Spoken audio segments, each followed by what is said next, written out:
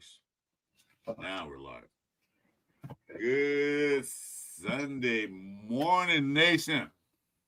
This is the Pillaging Show, Sunday morning Pillaging Show with my host, RNJ Jason. I am Chris4Raiders, Chris4Raiders Podcast. In the background, we got the little muskin there. Today, we have a special guest coming in, another one. I'm glad to have him here. But before we do that, we're going to start this show out, right? You ready, Jason? Yeah. Are you ready, little lady? Oh, she's ready. All right, let's go.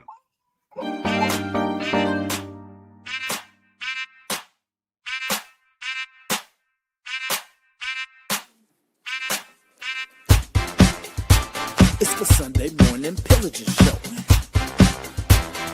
Chris4Raiders, oh. Raider Nation, Jason, oh.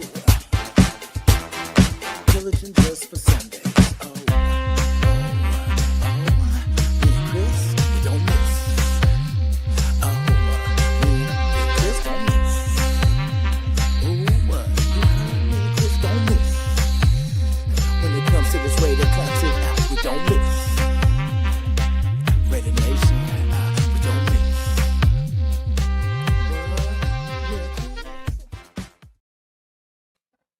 And we're back. Pillaging Show. Like I said, once again, good morning, guys. Welcome to the show. So Jason, we have a special guest coming in. Yes, sir. Yeah, just bring him Sorry. Mr. Hall. in. Mr. Hall. Yes, how y'all doing? Yeah, welcome to the show, Donald Hall.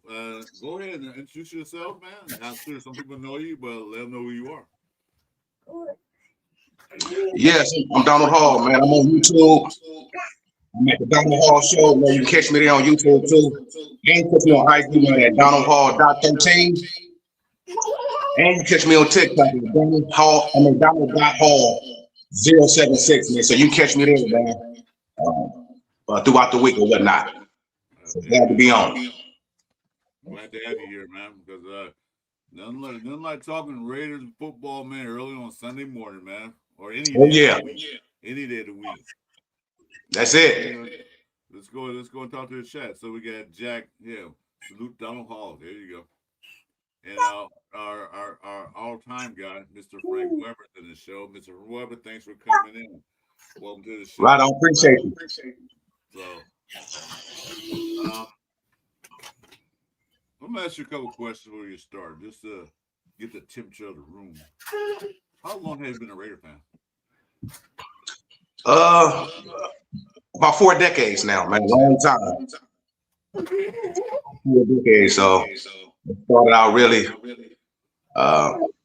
early 80s, late 70s, really, man. I really as a young man, kicked off, man, and like it's always been a passion. I'm 5 or 6 years old, man. I jumped in and I've been in all the way through. I mean, living and dying with these boys, man. So I'm a true Raider when it comes to not just been watching, but all the details and all that. It's always been like that for me, man. Obviously, doing this journey of 4 decades, and it's been up and down and whatnot, but it's been good, man. I love being a Raider, man. So it is what it is. And like I said, though, I've seen the good, the bad, and the ugly with this, man. So hopefully, going forward, we're gonna be pressing forward to something that's going to be good. So you basically came into the Raider Nation right to tell them we was like dominant. Yeah. At the tail end, but going back into the history and stuff, I've always been went back. Like I said, when State run Branch and Belitnikoff and Pastor and Sheldon Upshaw, but I came in more like the late 70s, Plunkett around the days, Kenny King and all them. Branch was still there later in the careers, but kind of in that area though. And I've always went back into the history because I'm a Raider, and so I want to know what happened before and going into now. Yeah. Like the old saying, once a Raider, always a Raider, man. Yes. We don't That's change right. colors, man. We keep our colors, man. That don't matter what. All right, that's good to know. Yeah. It's the first time meeting you, so yeah, I've seen a couple of your shows.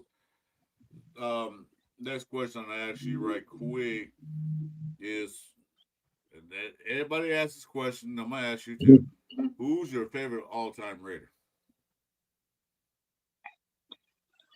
Oh, that's a good question. I would say.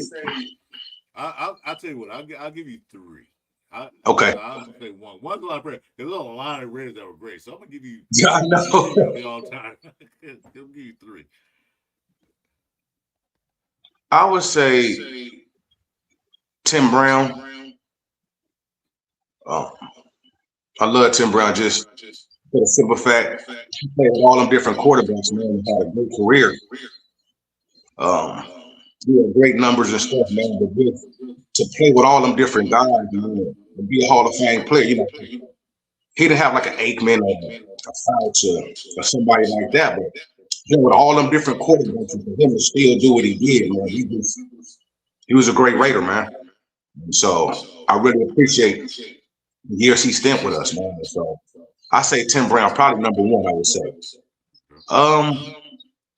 Number two, I like Marcus Allen too. I like Marcus Allen. Marcus Allen was a great Raider, man. I believe the greatest running back in Raider history. And so I would put him up there too.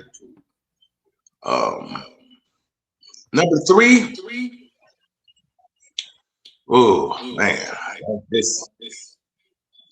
that's hard. I would say Rich Gannon. I liked it Gannon because he turned the franchise around, obviously, at the state that we was in at the time.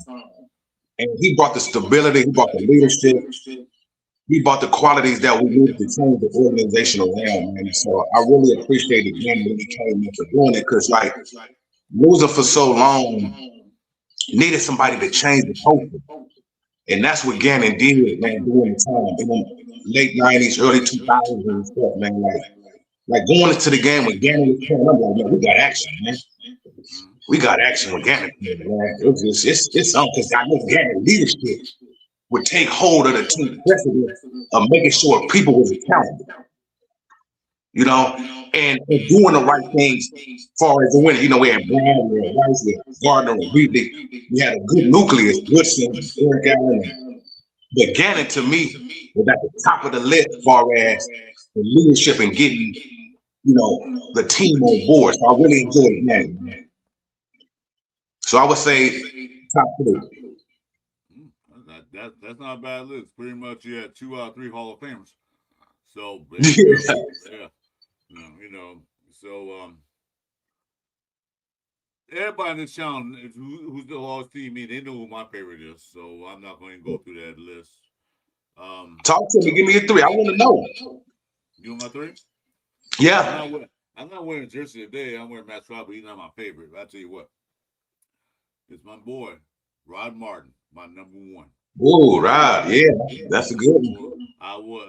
Rod Martin, that's my number 1. Number 2 will be Marcus Allen. Because he went to USC, so I gotta go for it. Yes, indeed. And number 3, I go with Greg Townsend. Greg Townsend. Yeah, excellent. Love Greg Townsend. Yeah. Greg was a dog, man. I think me and Sacktown, somebody said Greg Townsend in there. But that's it. The list is so big. It is, man. If you look back in the day, they had a lot of guys that was. Oh man, you can't. It's so many to name. You can't even name them all. So here goes my guy, Lester Hayes, Rod Martin, and Marcus Allen. Yeah, the last 2. Yeah. They're also on my list too. If you don't go to the top 10, he's on the list. But we're not going on the list. There's so many great Raiders. So many great. And that's what we need now. We need players that makes an impact on the team. We haven't had that in I don't know how long. You know, you talk about Crosby. Yeah, he does, but really? And let's talk about that if you don't mind. Yeah. So Friday. Yeah. Down to Kirk Cousins. Right. All right. Well, because I hear Maxx always, Maxx always going 100, and I don't really mind it for the simple fact him bringing intensity and focusing this and that, as far as hitting Cousins and all that, red jersey, you weren't really supposed to be touching that. But at the same time, he's showing the leadership and showing how it needs to be done as far as in practice and transition that to the game. That part I don't mind, because to me, we need leadership that's showing the young players this is how you gotta be. You gotta have that intensity, focus, and drive, right? But kind of tone it down a little bit. With Maxx, like I said, he only goes with one speed. And so, him doing that, it's a give and take with that. I love the passion and drive as far as him giving 100, but at the same time, he can't, as far as that with Cousins doing that. And I'm glad Cousins clapped back at him, man. There it is. There it is. That's all I'm gonna say. Maxx goes at 120 miles per hour in the 25-mile lane. He do. He's nonstop, which I appreciate the tenacity. I appreciate the ferocity of it when you're playing other teams. Yes. Not against your starting quarterback, presumptive starting quarterback. Okay. I disapprove of that because that's the first time he done that. He did it before. He did it with Carr. He did it with Garoppolo and all those guys. He did it. Okay. I want to test the quarterback. No, don't test him out. Test out the offensive tackle that was blocking. Don't test them out. Right. Those guys are the ones that get the most important part of the team besides you and the rest of the defense. We got to keep a healthy quarterback. Appreciate it, but stop it. Yeah. I appreciate Kirk Cousins getting back in his face like, you know what, back to F off. Definitely. What are you doing? Definitely. That shows that he's not going to be a wimpy quarterback like we had last year where something happened, like, I'm going to sidelines with this pal. It didn't go my way. Exactly. Great. And what Kirk Cousins do is he's teaching the other quarterback under him, like, this is how you play at core position. You got to go in to be tough. We know Mendoza stuff. We saw him take hits and get back up. Definitely. So, appreciate that. Yeah. And like I said, on both sides, with Crosby, he always intense. And like I said, coming back from the Baltimore thing and how that shook out and all that, I believe he's definitely motivated. But like you say, tone it down as far as that. But at the same time, with Kubiak, okay, he sat Cousins down for a day. He sat Maxx down for a day, which I think is good for Kubiak. Let them know, man. I'm losing the audio. And at the end of the day, it's some I believe now where they're gonna come in and be in line. Because before Maxx might have got away with it and may still practice the next day. Then now I believe Spike, Brady, Kubiak on down the line now is it's the structure, and now they know, hey, at the top is where it started. And so you guys will have to sit for a day and get back out there maybe and get to work. But we'll see. That's all. I don't know if anybody can. I'm losing the audio with you. You keep breaking it out. Could you once you try to restart, come back, I'll bring you back in. Restart this system, come back in, because that'll be a problem. Because I'm losing audio. You're breaking in and out and you're muffled. I don't know if the chat, can you hear him good? Because I can't hear him. Can you hear him, Jason? You're muted.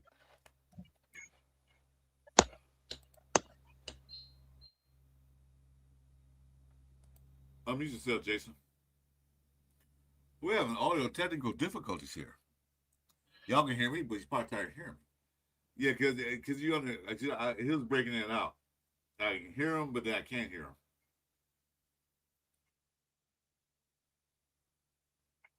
Yeah, I can barely hear you, Chris. Is it me? How about now, guys? Can you hear me, Jason? Yeah. Yeah, I hear you. He's back in. Let's see. Let's try to bring him in because my mic's like 5,000 miles away. Here we go. Bring him back in. All right, Mr. Halls, go ahead. Okay, now can you hear me, Chris? That's a lot better. That's a lot. Okay, now you hear me. Okay. Where we was at? We was talking about the Crosby, huh? They were talking about Crosby and Kirk Cousins going at it. Yeah. So I believe, he went overboard a little bit, but I believe before he might have got away with that with the coaching staff too. And so, Kubiak, I think he set precedents as far as sitting them down for a day and letting them know, man, it got to be ran the way that we want it to be ran. And to me, that's been part of the Raiders' problem, far as in leadership, in culture, far as it's been coaches every other year, year after year after year after year. And I believe Kubiak is going to be here for a while. And so, Spy Tech, him and Brady on down the line, in unison, and how they want stuff to be done. And so, like I said, I think Maxx would have got away with that. Not the way he played, but the action after. Him sitting down for a day, that might have been a problem with him. And so, stability, which we need at the top, man, because it always starts from the top. Always start from there, man. And I believe Spy Tech, Brady, and Kubiak is in more in line now. And that's what I wanted to see. So the Cousins and Crosby thing is one thing, but I'm looking at Kubiak, where that's at and how they feel about that. And by sitting them down for a day, it kind of showed me that they didn't like how it was done, but at the same time, we got to let Cousins and Kubiak and Crosby and Cousins, which is the leader on offense and defense right now, that still we have to set precedents that this is how we want stuff to be done here. And I appreciate that. What say you, Jason? Yeah, I definitely, I like it. We haven't had this in the past. That is true. So basically, just setting rules. It's good to see who's behind both of them anyway. You know what I'm saying? It lets Aiden and it lets Mendoza get some time. Jacob too, respectfully. But yeah, no one's above the skill, man. No matter who you are, what number you wear, you know what I'm saying? Like, it is what it is. And yeah, like I said, we need to see who's behind Maxx anyway. Like, say if Maxx goes down or something like that, we need to see who's behind him and who's, because with Maxx, it's almost like he's penciled in automatically, really Sharpied in. You know what I'm saying? So, like, we really need to see who's behind him and who's developing. And basically, he should be spending that time, teaching the guys, man. He's teaching the other side. Like, hey, I noticed you do this when you come around. Why don't you try adding this to you? Like, that's what he should be doing.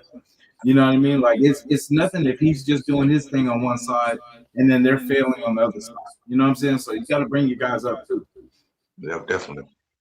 Yeah, with the point I'm looking at, well, we know Maxx is gonna be Maxx regardless.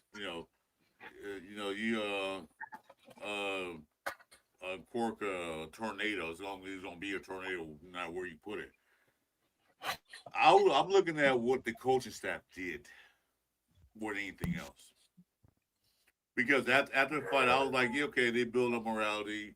Kirk Cousins stood up to Maxx like, yeah, back the F off. Great. But then the next day, Kubiak said, none of this nonsense BS is going to happen here on my field, practice field.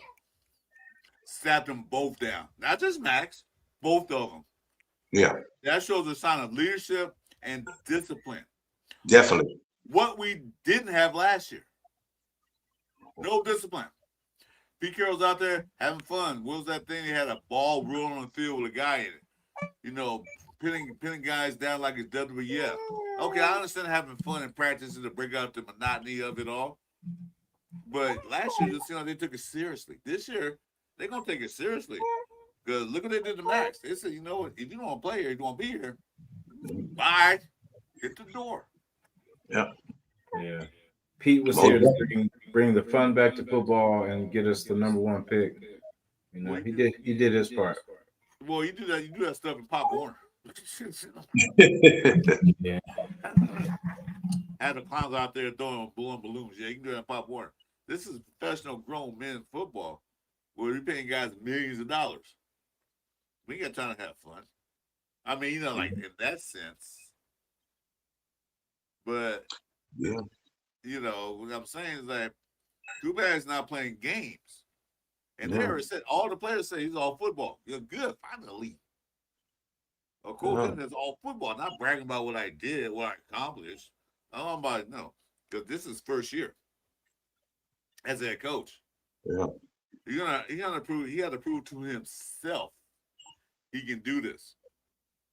And the only way he can prove to himself he can do this is first things first. Get this team under control. Yeah, definitely. Let them know I'm the boss. Definitely. Oh, gotta do it. Go ahead, guys. I got to pull this up right quick. Because they put in that chat. Let's do it. Oh, that was you put that chat. All right.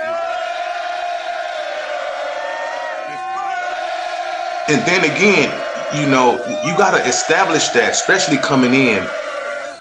But what I believe is different now is I believe Brady, Spy Tech, and Kubiak is on the same page. And before in other years, I don't believe that was always far as general manager, coach, and ownership all in the same boat. I believe that part is going to be different now as far as them being in alignment, at least in the vision that they want to see out of the team going forward. And like I said, I don't believe Kubiak is going to be here just for 1 year. You know, we see the Grooms, Versace's, the McDaniels, Pierce, Carroll, 1 year, you know, give or take and gone. But I think Kubiak is going to be here for a while, you know, if he can show the improvements, you know, necessary just the progress. Because to me, it is a rebuild thing right now. But if the progress is moving into the right direction, I believe he'll be here a while. And it's because of the ownership is in alignment with him, which we need. We haven't had stability here. And it's hard to win when there's no stability at the top. You have to force feed things when it's not. It's like playing Kubiak. I mean, playing Mendoza right now, right? If it's no stability at the top, you have to play him now because your job is on the line. Right there, right? We have to see what Mendoza can do right now because if not, I may be fired anyway. So whether it's a crapshoot or not, I got to still take that chance because next year I may be gone. I don't believe that with Kubiak. He don't have to force feed Mendoza right today and still have a job maybe next year, right? Where before the other coaches may be like, I got to get this guy here right now to play, whether he up to speed or not, because next year I'll be gone anyway. So I can't wait. I can't take that chance. I can't. So it's all start with alignment. That's what I believe, you know? And so going forward with Kubiak, setting the precedence now with the Crosby and Cousins is a good thing. It shows leadership. And that's what we haven't had at the top. We didn't have stable leadership because everything kept changing. Yes. After year, halfway through the season. We fired OC halfway through the season. Multiple times. We didn't give AP a chance to develop his coaching skills, you know, which I thought was a mistake. So Kubiak saw the writing on the wall and said, well, first things first, I got to establish that I am the boss. Yes. The team. My boss is Spytech. His boss is the ownership, Brady and Davis. That's their boss. I answer to Spytech. Okay, so he had to make sure he had established a precedent. He had to say, "Well, this is the way we're gonna run this team." Definitely. If you want to be here, you're out. That's it. If you want to find the field, you can sit down. I'll start somebody else. That's it. And like you said, finally we have the coach, the general manager, and all the coordinators, everybody on the same page. Yes. And like I said last year, We weren't on the same page. Matter of fact, I said we weren't in the same library. Their library at 2 blocks down the street. We supposed to be over here. Guys, we in the same book. I'm over here. So we're on the same page, you know. And what I saw Spot last year, he didn't didn't hire Pete Carroll. He didn't hire Pete Carroll. Raiders hired Pete Carroll, not Spytek. Pete Carroll brought his guys in. Spytek, okay, well, it's my first year actually being a true general manager. This is the second year being a true general manager. He said, okay, we're gonna do things my way. I want this coach.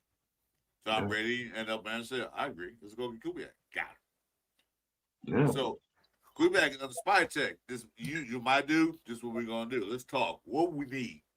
Yep. We're DC because Patrick Hammon's gone. Was not, I'm good luck to him. We need DC. Who you want? Well, let's interview some guys. Ooh, got a guy right there. Robbie Leonard. Yep. Like what he said. Bring him in. The old Steve, the jaw guy, he's a fixture. Cuba's gonna call it plays. But he's there. So they brought their guys in, especially the offensive line coach. They brought their guys in that Kubiak knows and trusts. Yes, definitely. Because it was doing the media day that his son's out there playing football. They said, well, at least he's not gonna be offensive coordinator. Offensive line coach. He's too Yeah, definitely, man. We need that cohesion, man, as far as up on down, from up top to players, one vision, one goal. And to know, it's going to be one voice and on down, man, because you can't have too many different voices, then what are you really listening to? And so I believe Kubiak is going to have the voice of the team and he's going to have the pulse of the team and what needs to be done going forward, man, which is a good thing. Like I said, it's his first year being the head coach. So him bringing in Janorko and Dennison, the people that he's been around to help him move forward as far as being the head coach is going to be a good thing. But I think he have the ownership, the general manager, with him far as in his vision going forward with the team, man. And I don't think, like I said, I don't believe it's going to be just a short-term 1 year and out type of thing. Oh, no. Like I told the business in here too. The business says, well, we talked last year. I asked him a question. I'm asking the same thing. So let's say, hopefully don't. We win 3 games next year. Are they gonna fire Kubiak? No. I agree. I don't believe they would fire him. Ooh, that's a good question, man. After just winning 3 games last year, come back winning 3 this year. I don't believe. No, I don't believe it. I don't believe they would fire him next year, even if they only won 3 games. I believe they would still give him another year.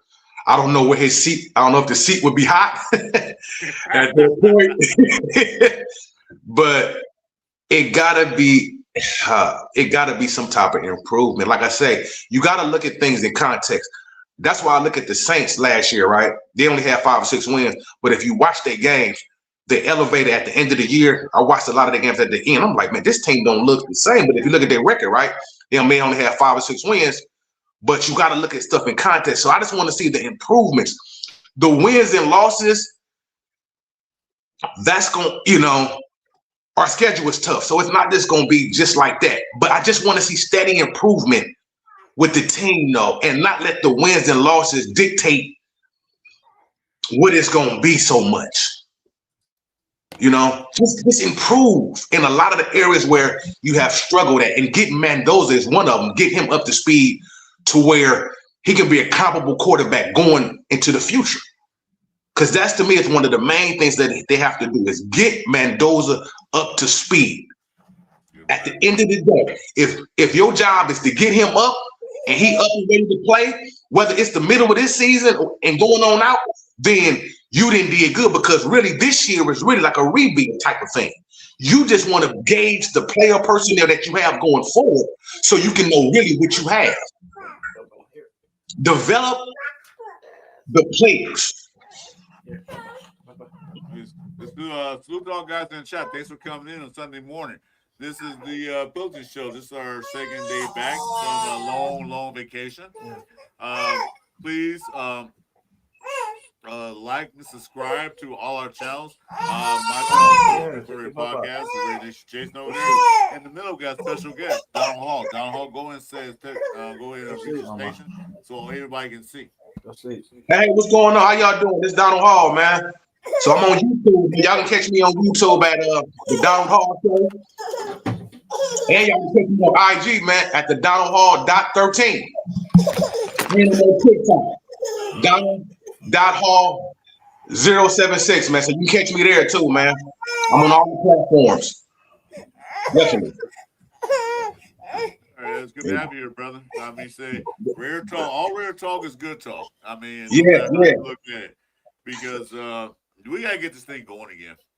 Definitely. Baby. We gotta get this thing going again.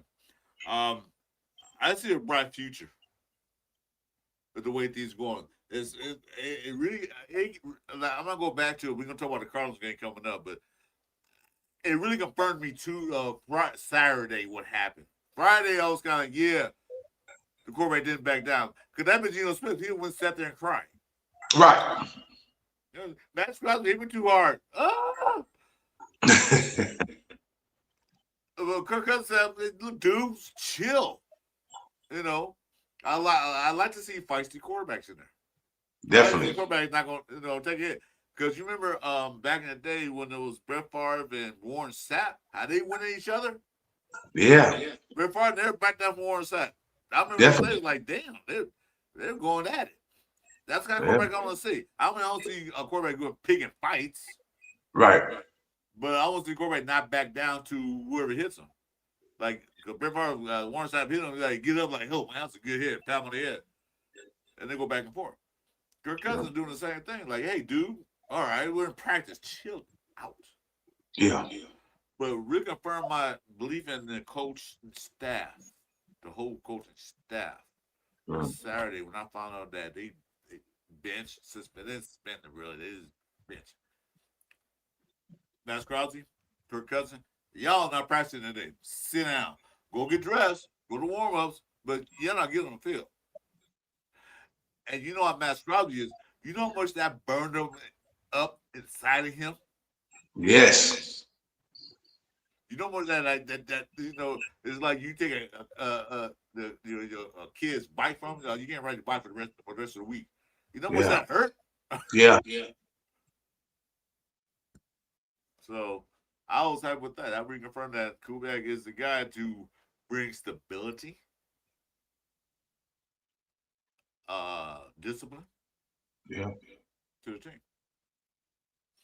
Jason, you ready? I'm having mic issues. Can you guys hear me? No? Yeah, we're fine. Oh, okay. So I'm looking forward to Thursday night, 5 p.m. Pacific time with the Cardinals. Now, let's talk about that. Did anybody watch that Hall of Fame game? I watched a little bit.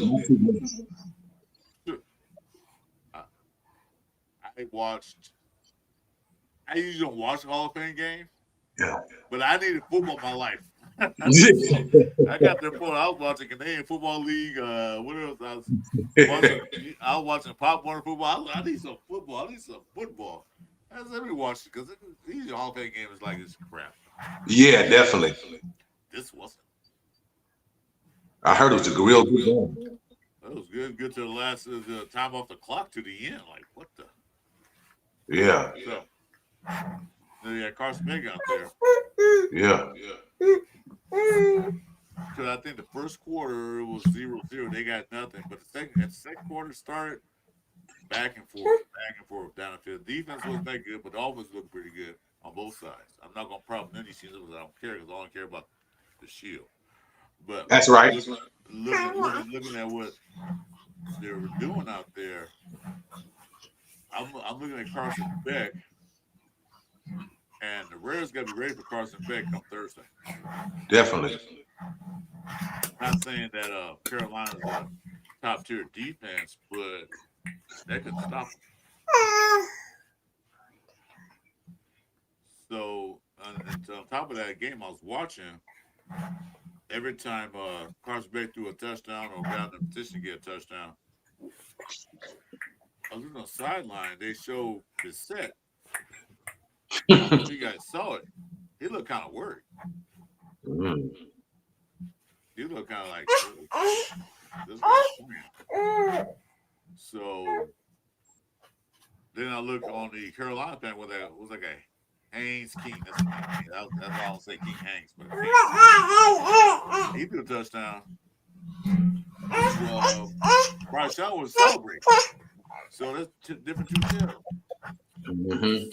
But like I said, Carson Bennett looked like the real deal out there.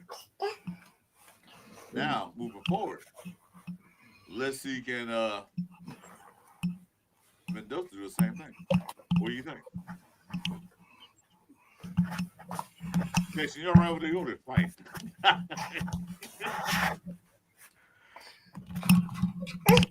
What do you think about the piece of the game? You think Mendoza's going to have the same kind of performance? Come on. Can you hear me? Come on. Hello? You off the move? Yeah. Jason over there fighting with his daughter, so I'm Okay, yeah. right now. I think Mendoza, we just want to see steady improvement. With his footwork. I talked about in my show definitely about far as him playing the snap, being under center, and him having command of the offense. We want to see him have the command of the offense and get his footwork right and this type of thing. And just improve, man. Day in and day out. And this week, hopefully, is the first preseason game.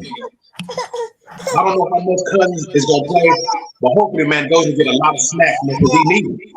And so, hopefully, the young man play well, man, because it can also build his confidence. Definitely, man. So I'm looking forward to Thursday, man, and seeing how he looks against somebody else. Hopefully, playing against some ones too. Definitely. Playing with Bowers, maybe, and Naylor and Tucker to get that cohesion down. But I want to see, like I said, though, the pre-snap leagues and him playing under center, them type of things, how that looked. Because I know before him playing in Indiana, not doing under center, and now with a Kubiak offense, play action. You need to be able to play under center, though. And so I want to see how that looks. And I have said earlier in my own video that I wanted to see that. And right now, it's been a little bit of trouble with it. So going forward, we'll see. Hey, look here, go now. Oh, hey, Mr. Hall, you can broadcast to your channel if you want, man. Go ahead and broadcast. You can broadcast to your channel if you want. You're not broadcasting your channel. I'm getting the echoes again. Is it? Yeah. I'll go back out, come back in. Yeah, go ahead and broadcast to your channel too, brother. No problem. All right. Anyway, Jack Kenna, welcome to the show. We're going to talk to you. I saw you guys in salute. Jack Kenna, Alekian's in here. Who else is here? His stick came and thanks for coming in, brother. Who else in here? I saw Biz. I saw you, Biz. What's up, Black? He's in here. Gunhawk. I didn't see you, Gunhawk. Hold on a minute. I gotta do it. Gotta do it.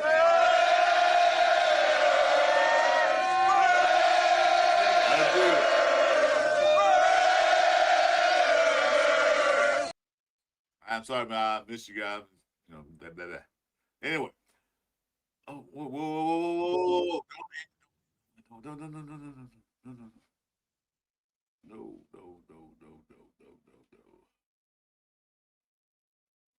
Oh, shit. I'm out there in the stream. Hold on a minute. Jason, do me a favor. Can you see it?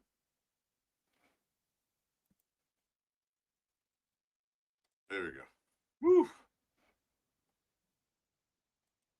Almost ended the stream, guys. Sorry about that. Anyway, let's see Hall's back. Yeah, go ahead and broadcast to your station, man. I'm cool with that.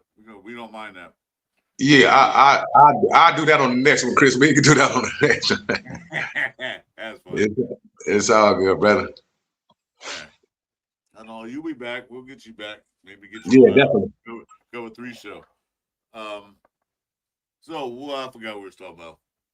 We was talking about the it wasn't Crosby. Oh, we was talking about Arizona and Mendoza. Yeah. Okay. Yeah, but hopefully just getting his footwork and getting the things that he need to improve in, getting that down though. Because like I say, the game speed is gonna be different. This ain't college, it's gonna be NFL, man. So him working out the kinks and the things he needs to do, that's what he needs to focus on. The ending result is gonna end up being what it's gonna be, but get all the nuances down there. He needs to perform, get all that stuff right, and it's gonna be good game film for him and the team to see where he at. Yeah, that's what I'm saying. Like, the pieces are going to determine where he is in his process, and people gonna start him right away. Now, it could happen that he can go out there and look like a super all-star already. It could happen. It happened before. Because I remember back in the day when they drafted Derek Carr and they signed Schwab, whatever his name was, and Derek Carr beat him out. That could happen again. I'm all for it if it does. But just don't but the people say, oh, the one pick he should play. Yeah, well, you know what? If you're a running back, a defensive tackle, edge rusher, and all that stuff, and then one pick, yeah, you can go out there because there's too much to learn. Being a quarterback is a lot to learn. It is. There's a lot to see. You got to read defenses. You got to read, and then especially he didn't play, like you said, he didn't play on the snap at Indiana that much. He was mostly in RPOs and shotgun. Coming to the NFL under Kubat system, you got to play on the center. Exactly.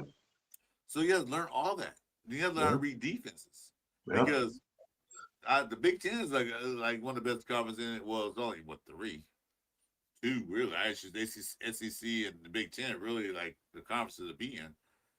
He's playing the best conference in college football. So he's playing against the Michigans, the Ohio States. So he's playing against good defenses. I'm sure you've seen it. But those defenses don't compare to NFL defenses, more complex. That's right. More disguises. That's right. So he didn't see all that. Now he's going to see that. He's going to see the fastest, the strongest people in football. Yep. The best of the best. So throw him out there in a game that matters. No. Let them work out. Playing against Miami, that'd be good. I say this. We play Miami and halftime we are big. I'll throw him out there. I know. If he beat Miami 36 to 10, oh yeah, okay. Go ahead and out there and see what you got. Yeah. Against live action. Yeah. But until then, right now, Kirk Cousins is a starter. Yeah. Yeah. I definitely agree. You know, because I want Mendoza to play at some point this year, obviously, to get his feet wet and all that. I mean, because he is going to be the future. And so we can't just not neglect that too, but it's getting him. We already know what Cousins is, right? But it's getting Mendoza to a place where they feel comfortable enough far as the coaching staff that he able to have the volume of where they need him to be at to play comfortable football going forward though. Because the quarterback position is it's a quarterback driven league, man. And so that position gotta really be harnessed, man, and going forward as he got to prepare because he got to see game speed too, right? It ain't just him just sitting on the bench, but getting both because he gonna be the director, you know, very soon. And so, but you just want to have him polished enough to go forward. Yeah, like you said, get the game speed. That's the most part. The game speed and the feet work. Yeah. Yep. Can you do those? Yep. Can you read a defense? Because according to some of these beat reporters, he has command of the huddle. He has, always playing with the second team, but still, he has total command of the huddle, which is what you need. Command of the huddle.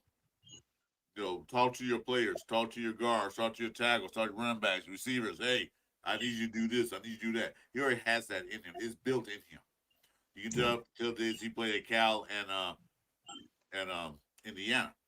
You saw that in him. He already had that. He's smart. But he still don't know the aspect of NFL football yet.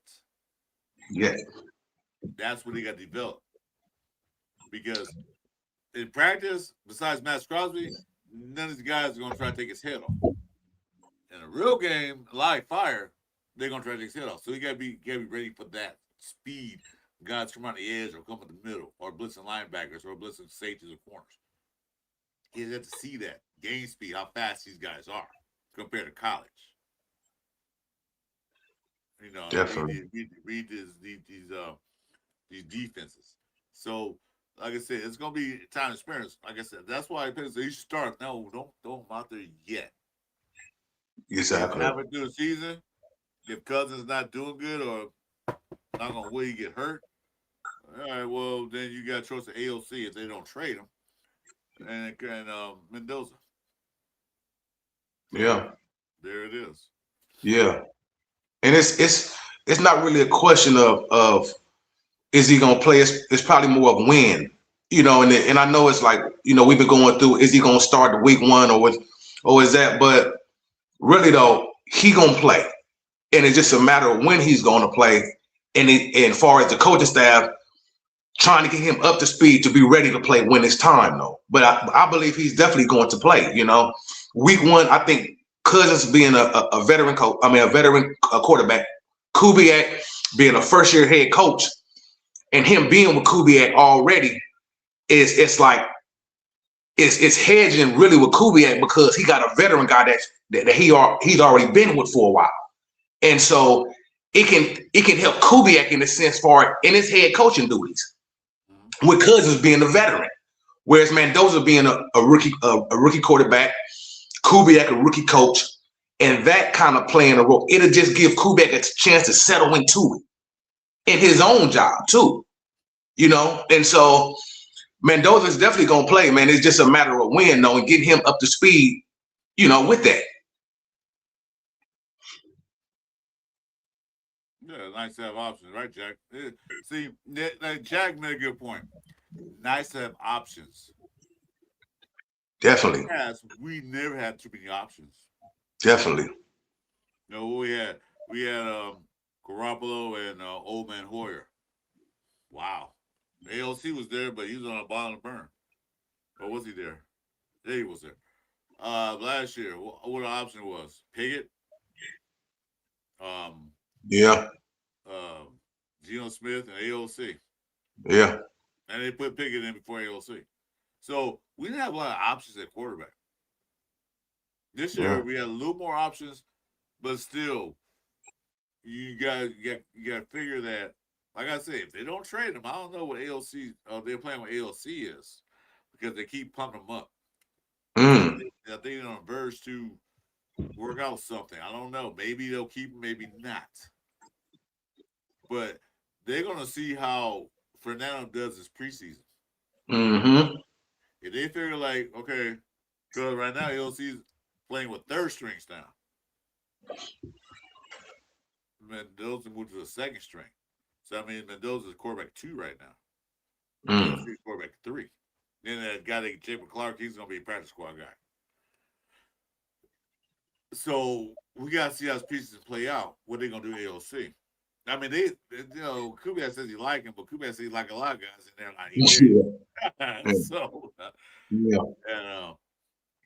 So we're gonna see how this plays out. Yeah. So you got to figure how Mendoza handled the preseason, because preseason is not counted for us. Yeah. And the record sheet, but it does know what counts for. Who the preseason count for? The players, the guys trying to make the team. Yeah. the coach staff had to make the decision. That's who it counts for. Yep. We just watching games, but Yep. they evaluating guys. They're looking at guys like, wait a minute. Not only our team, but other teams too. They watch our pieces of the game because this guy don't make the cut. He might be a bad fit for that team, but he might be a good fit for us. Definitely. So, good like I said, that guy's Haynes King from Georgia Tech. Wow. Yeah, he might back. He gonna back up Bryce Young. Like, wait a minute, he looked pretty good in that game. All this preseason, the 2s and 3s also playing, but still, he's still playing football. He's still reading. He's still running. He's still getting hit. Right. Carson Beck looked good in preseason, but the way he looked out there, he looked pretty good. I'll give him credit. He's fighting for his job. Yeah. He was picked in the 4th round, I think. I can't remember. But, he's trying to fight that starting job. Yeah. And the way he looked in preseason, that dude, Bissett, man, might have problems. Yeah. And that's the same thing go for, what's his name? Mendoza? No. Hayes King. I keep thinking. What's his name? It's the same thing. He is going to be a backup, but then again, if Bryce Young don't perform, they got another quarterback in the winning wings wait. And that's what we have. Like Jack said, the options. Hey, Rashad, welcome, dude. So let's talk about what everybody keep talking about, the wide receiver room. How you feel about it? Well, we don't have a true number one, a true X, but I believe Bowers is really our number one, even though he a tight end. You can flex him out, play him inline or be a move tight end, which to me, him and McBride probably the 2 best in the league, but far as Bowers, he's really the number one target, but the wide receivers, Naylor, Tucker, we got to see where that's really at. And like I said, Naylor played behind Jefferson, Addison at Minnesota, playing against 3s and 4s and all that. And so we'll see where he at, playing against more 1s and 2s now, as far as cornerbacks, and we'll see as far as his growth and where he's at. Tucker's been around a while. He's been pretty good. He's going to a contract year, and so I just want them to be consistent. But do we have the true number one wide? No, not right now. But hopefully somebody can step up. Like I said, Malik Benson been playing pretty good in camp and stuff, and I think maybe moved up in the pecking order. Right now, just from what I'm hearing, over Besh and Thornton Jr. And so we'll see. But that room is definitely going to need to be upgraded, I believe, though, eventually, whether it's draft next year or whatever, though. But right now, I really want to see what Naylor going to do. I believe like him paying, I think got paid 3 years, $35 million. Yeah.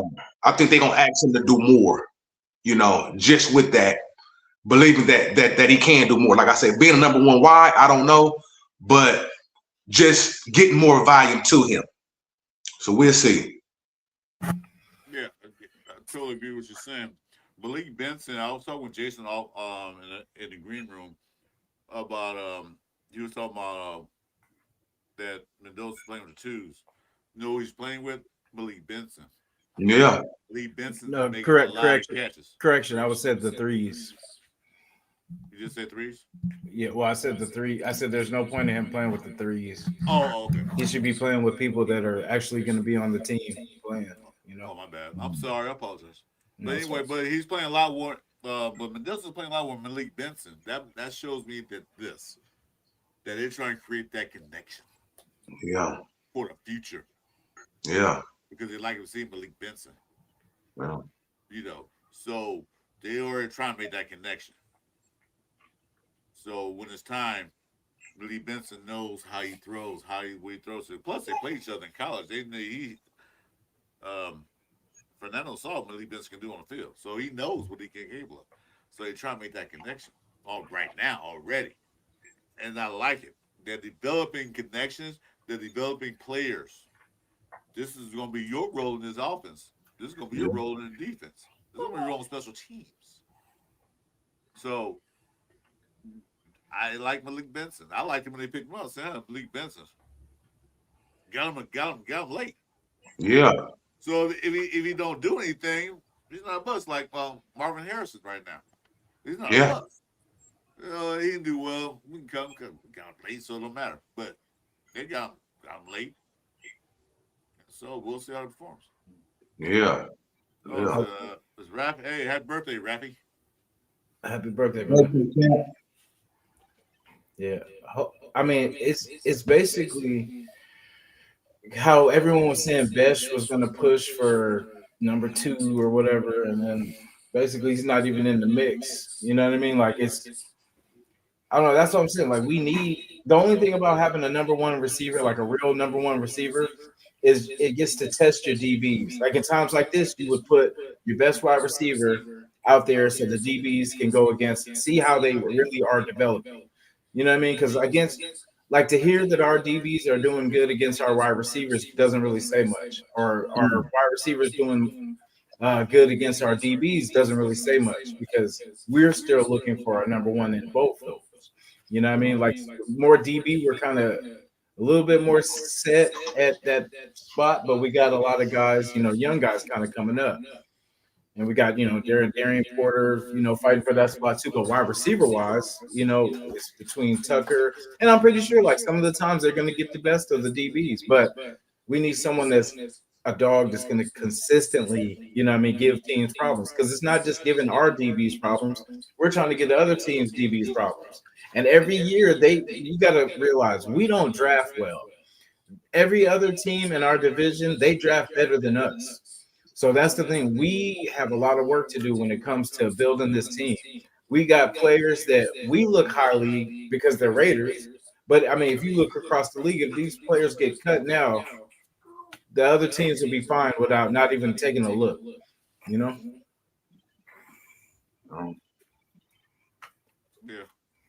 Yeah, definitely.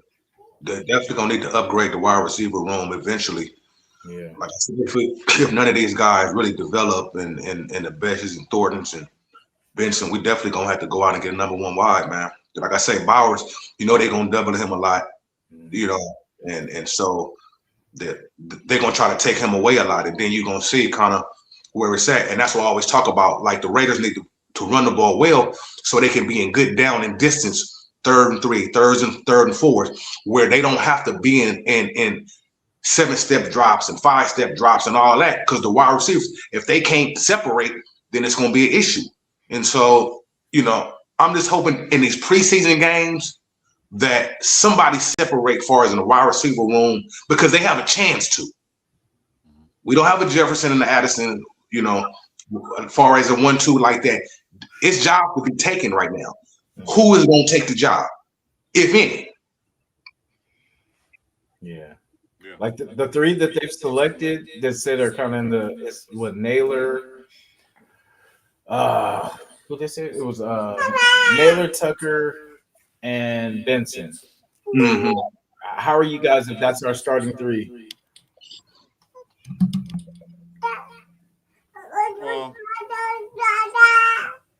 I look from a standpoint. I don't know what the problem with Thornton is at this moment because he didn't practice, I don't think, yesterday or day before yesterday. I don't know, is he hurt or something? Injury. Okay, so I'm not putting my chips in the bag for Thornton. I like him because it's big and fast, but sometimes I don't mean nothing in the NFL. Yeah. It's all about up here. Last year, Old Man Carroll didn't want to develop his people that they drafted. Spike to pick Thornton and Best. He didn't develop them. Plus, how trash we were on the offensive line and trash at quarterback were. So it's hard to develop a wide receiver when the quarterback can't get the ball where he's either on his back or he's on his feet. So really didn't really get a chance to see what Besh and Thornton could do. Betts made a mistake or dropped the ball, Pete Carroll took him out of the game immediately. God dang, he just dropped the ball one time. He's not playing the worst of the game. Receivers drop balls. It happens. But Pete Carroll take him out. You know, like, no. But Pete Carroll's not. I gotta win down mode. All right, all I gotta do is, man, the business man, Raider history. Guys, this will change forever.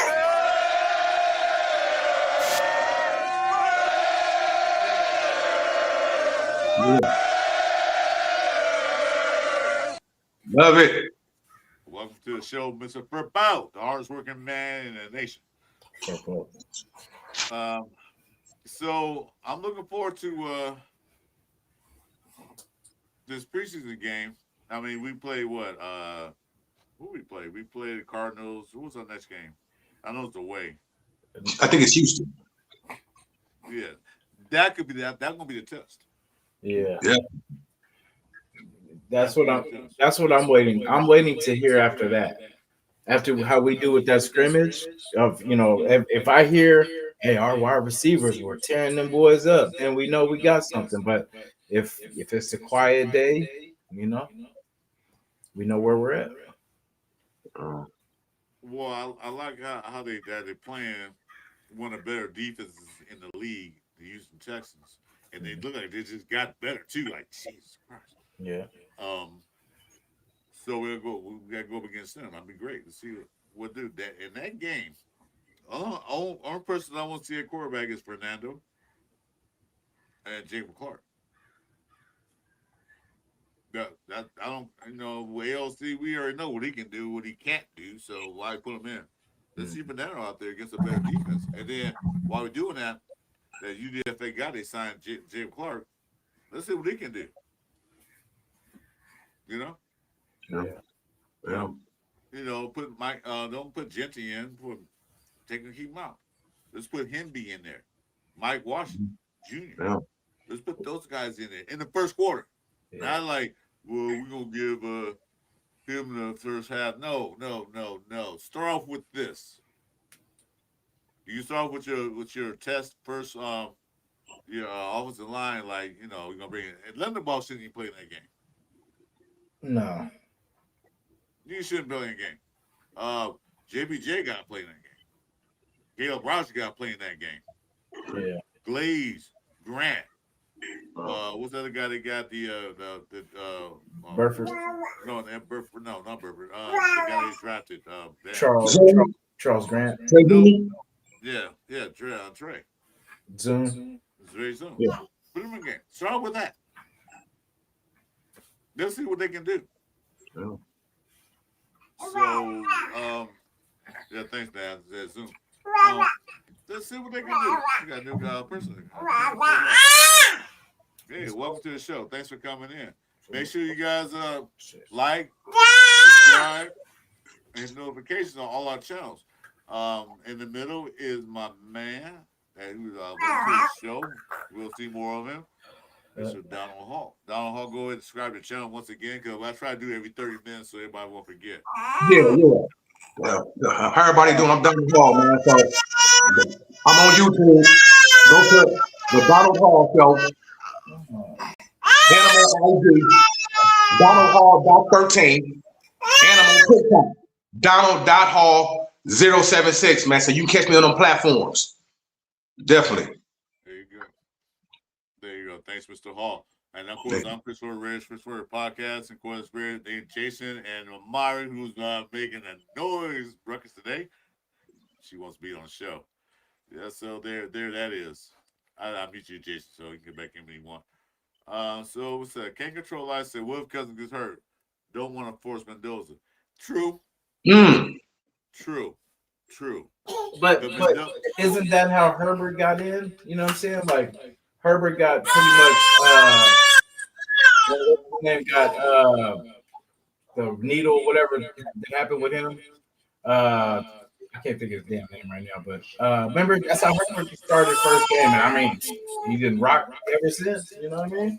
Well, that's how the Brady. That's how he got in, because he got hurt. Bledsoe got hurt, so Brady got in. I mean, it happens. Yeah. But those are by circumstance. You don't want to put him in there lying and starting quarterback, but if circumstances happen where, well, he's out, who's the next option? Like I said, if AOC's still there, then maybe AOC. But Fernando's ready. It's gonna be Fernando. Yeah. So, we got to see how it plays out. Yeah, I mean that's just like how I feel about that. That's stupid, but I mean, I feel like Mendoza should be prepped now to get. You know what I mean? Like, and if Kirk goes down, then hey, it was meant to be. You know what I'm saying? Because he's the future. Like that's what I'm saying. We can't hide from what he is. We gotta know. You know what I'm saying? If he might take the fire, still like from him. You know what I'm saying? Like let the kid cook. And then we got Kirk. Worst case, if it doesn't go cool, we can let Kirk ride until he's, ready again. I don't know. There's nothing wrong. There's nothing wrong with seeing what he's got. Yeah, but you don't want to force him in there now. He wants to. I'm pretty sure Fernando wants this opportunity. I'm pretty sure he's not like, please don't keep this. Please don't give me this starting job. I'm pretty sure he wants to prove himself. The type of person he is, he wants to show that he was worth every bit of that number 1 draft pick. Well, that's an oxymoron because every player won't do that. So, well, I mean, the NFL, like, I did too, Chris, but I wasn't in the draft. You know what I'm saying? I wasn't in the draft. I should have been the number 1 pick too, but I wasn't in the draft. I told you it's not too late. I told you to go down to spring training. Hey, the baby makes it tough. Too late for me. Too late for me. I can't do this.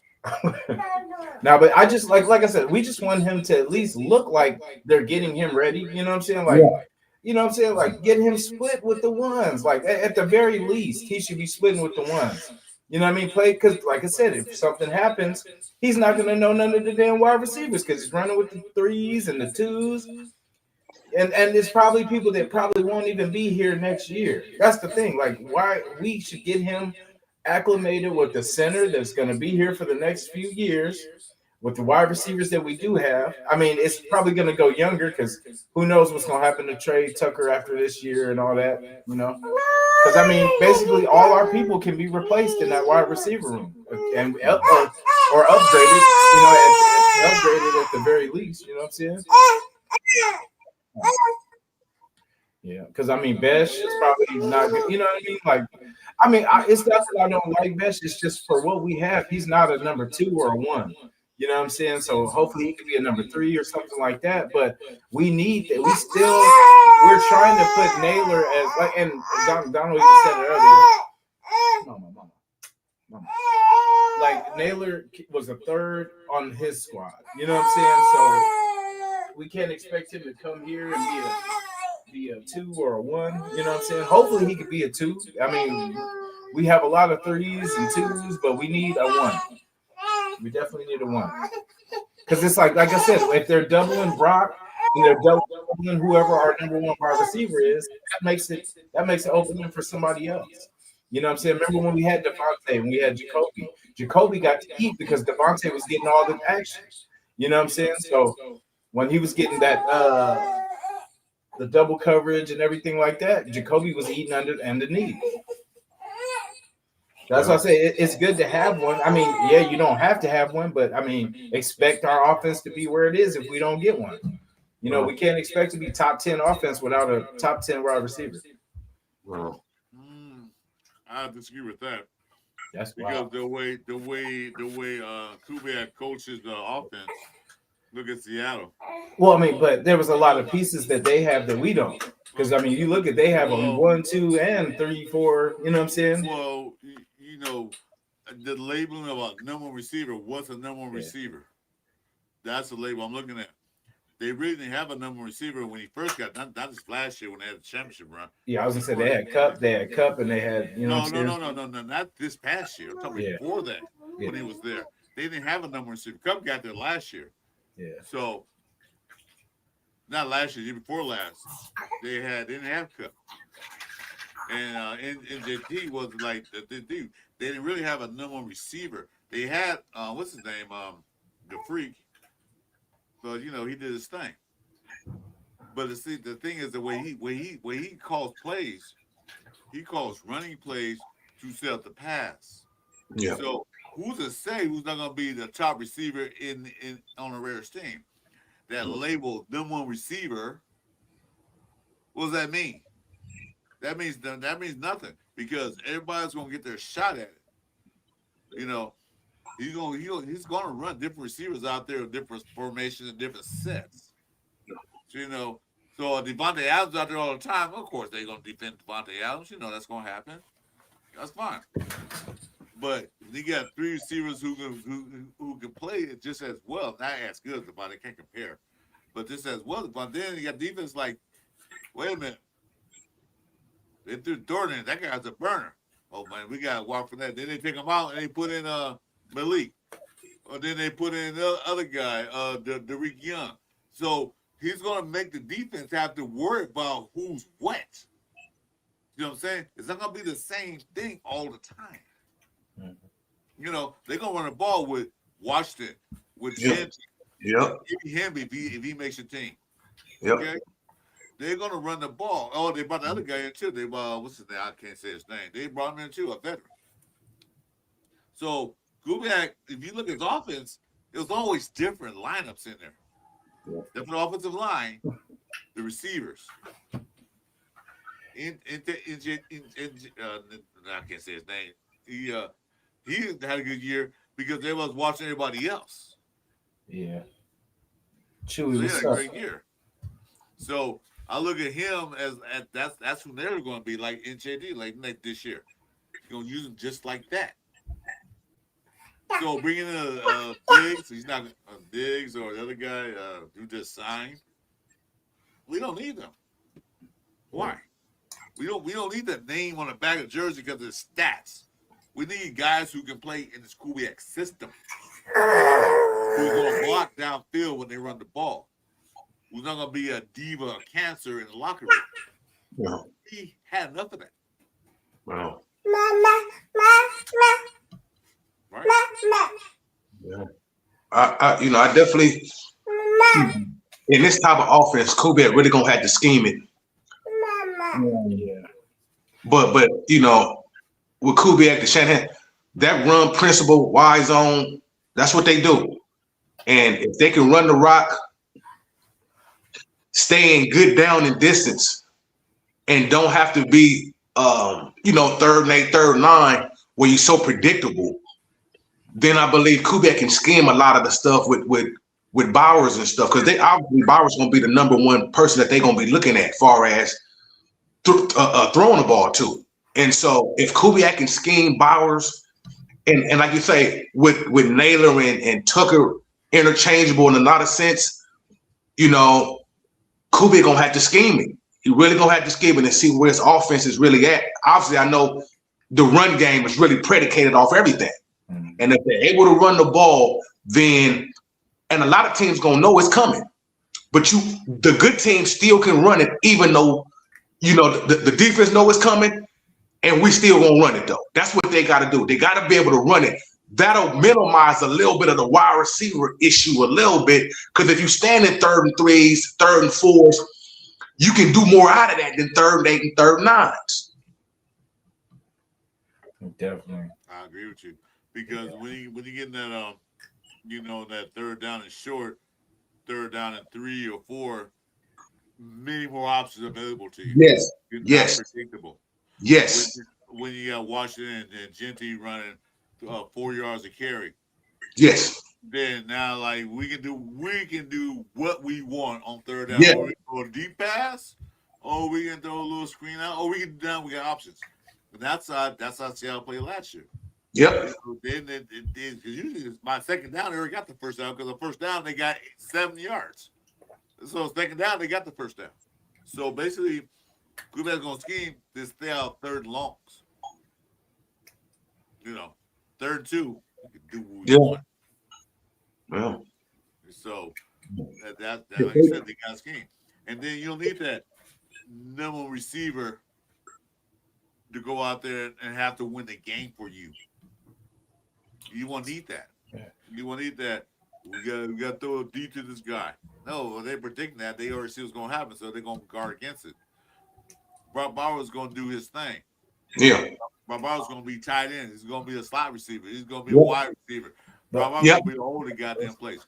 Genty now, and people forget Genty, the year before he got the 2,000 yards, got like 600 yards in receiving. 600 or 400, I can't remember. But he had 600 yards in receiving.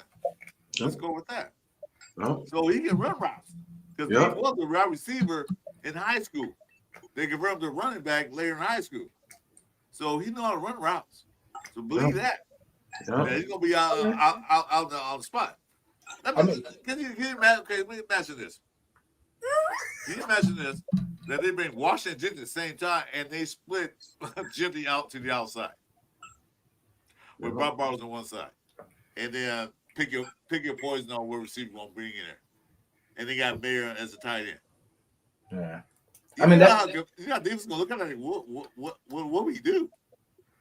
Yes, Brock last year getting hurt exposed our wide receiver room. You know what I mean? Like he went down, and even when he tried to come back, and it showed we need help, man. You know what I'm saying? Like, and basically this year we have the same group.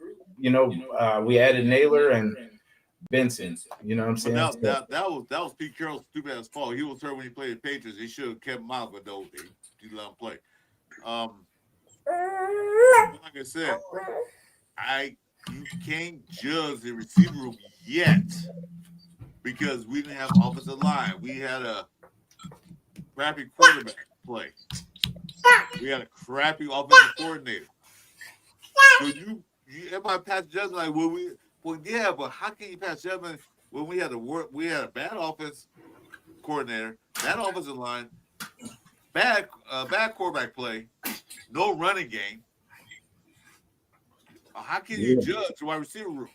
No. Let's see what happens this year. If a wide receiver room is still crappy like it was last year, then we gotta go out and get somebody.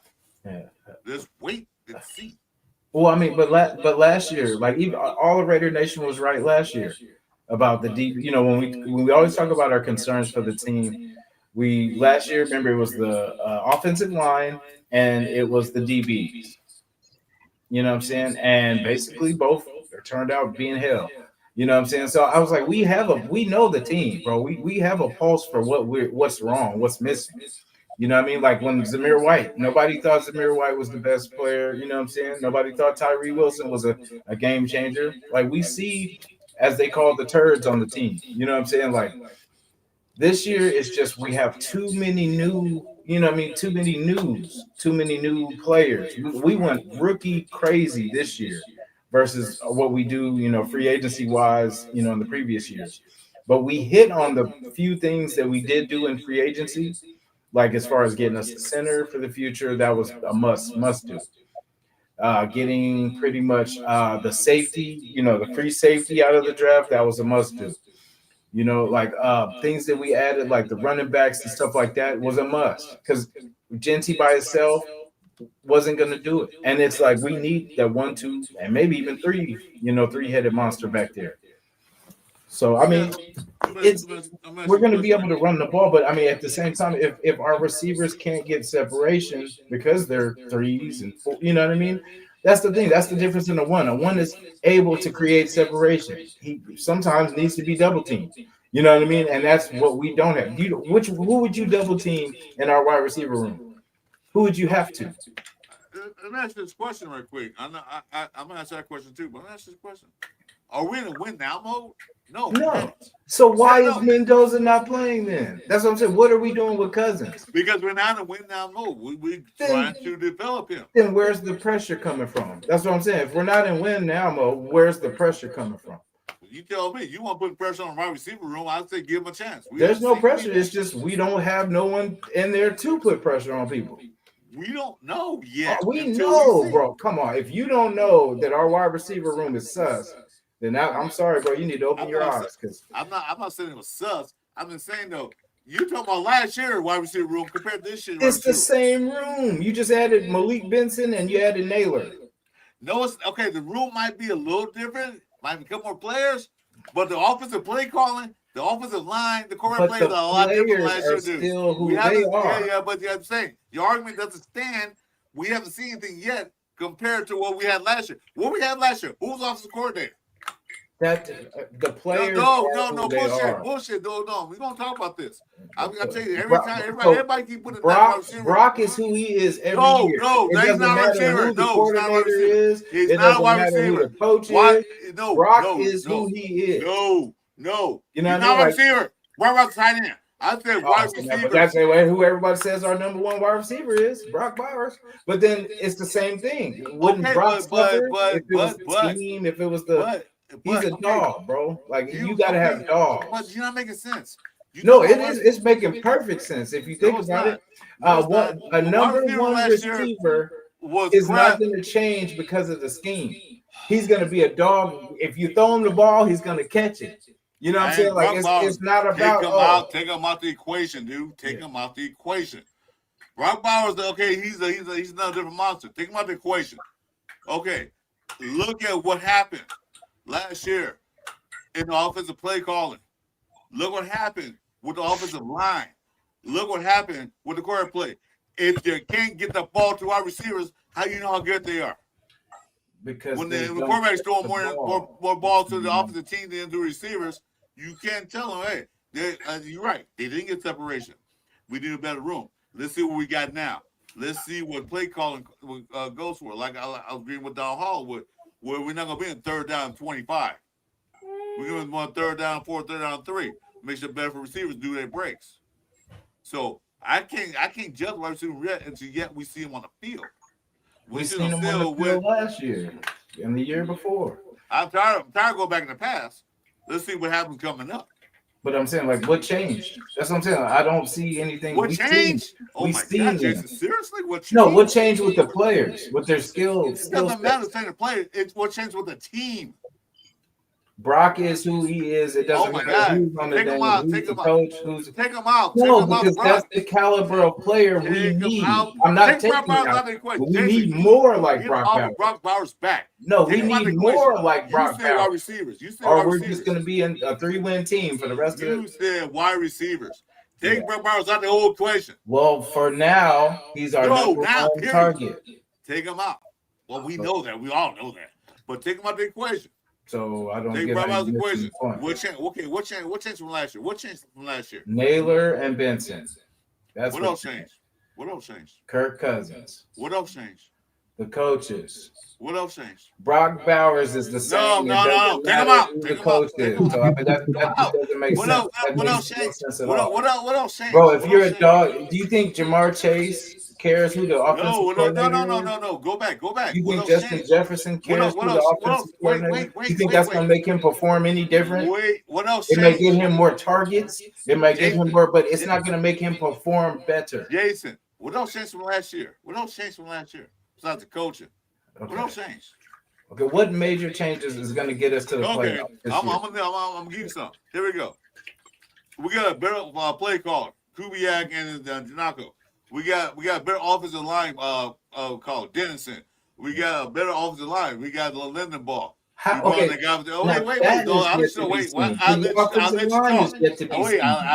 let you talk. We haven't seen. Let me finish. There you go, Jason. You don't let me finish. Because you're speaking falsehoods. Because we haven't seen the offensive line, and plus nothing has changed. We got 2 players. I just let you talk. I just let you talk right now. 2 differences on the offensive line. I'll let you talk. I'm telling you. What changed last year? What changed last year? We got a better play call. We got a better offensive line. We got a couple receivers. A big deal, okay. But we got things different change. That's what I'm saying though. You can't downplay what they're gonna do this season. Why can't I? I can do whatever the hell I want to. I can if I don't see it, I'm not gonna say I see it. If I don't see it, and until I see it, then I don't see it. You know what I'm saying? Like I don't have to do anything. Like you know what I'm saying? Like I don't have to believe if I don't. You know what I mean? Yeah. There's pieces that I believe in, but there's things that we still have questions about. Yes, there's one thing you have to do. I don't have to do anything. Yes, all I got to do is pay taxes and die. That's it. You have to believe in That's the all. That's all I have to do is pay taxes and die. That's it. You have to believe in the Raiders. Oh, that's automatic. That's automatic. But I'm not an idiot. I'm not a stupid ass that's gonna just believe in because the Las Vegas media tells us that all this kind of I know this team, bro. We're the same team from last year, just with a couple improvements. Couple. Yeah, a couple. Okay, what's the biggest thing we did that we added that you think is the biggest thing that's going to set us over the top? I don't know. I'm not going to say it because you're about to say it, you're going to cut me off. So. No, I'm not. I'm listening. If you say it, you can say it. No, I'm not. What do you say it while you got a chance. No, Mr. Hall's our special guest. What do you think? What do you think we improved on? Are we a playoff team, basically? Are we a playoff team? No. No. Okay, then. No, I agree with that. No. Okay, then what are we arguing about? That's what I'm saying. Like, we're not there. So, but I think why aren't we there? Why? Tell me. I'm sorry. Part 2. Why aren't we there, Chris? So for multiple reasons, man. First of all, the stability at the top is not. It haven't been good, right? Going from coach to coach to coach. Then the players, personnel, as far as talent wise, that haven't been there. So the combination of both up top and player personnel, as far as having the players, it haven't been there. And that's what happened when you don't have no stability. You don't even develop the players because you kind of in like a win now mode, whoever you are, because you don't have a chance to develop. It's like Pete Carroll.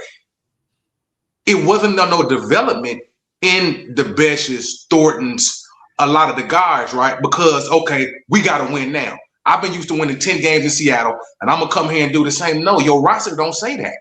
Your roster is below average, really, right? But nobody can say that because most people say we want to win now because we so used to losing.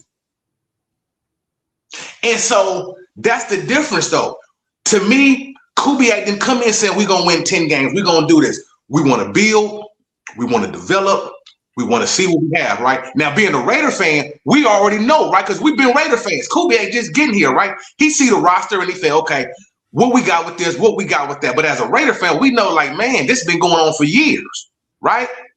But at the same time, that's when he look at it and say, okay, the Thornton Juniors, the McThornton, Besh, Caleb Rogers, I got to see what I can tap out of them without feeling like I'm going to lose my job, in a sense, if they're not up to par. Now, we know maybe they're not up to par, right?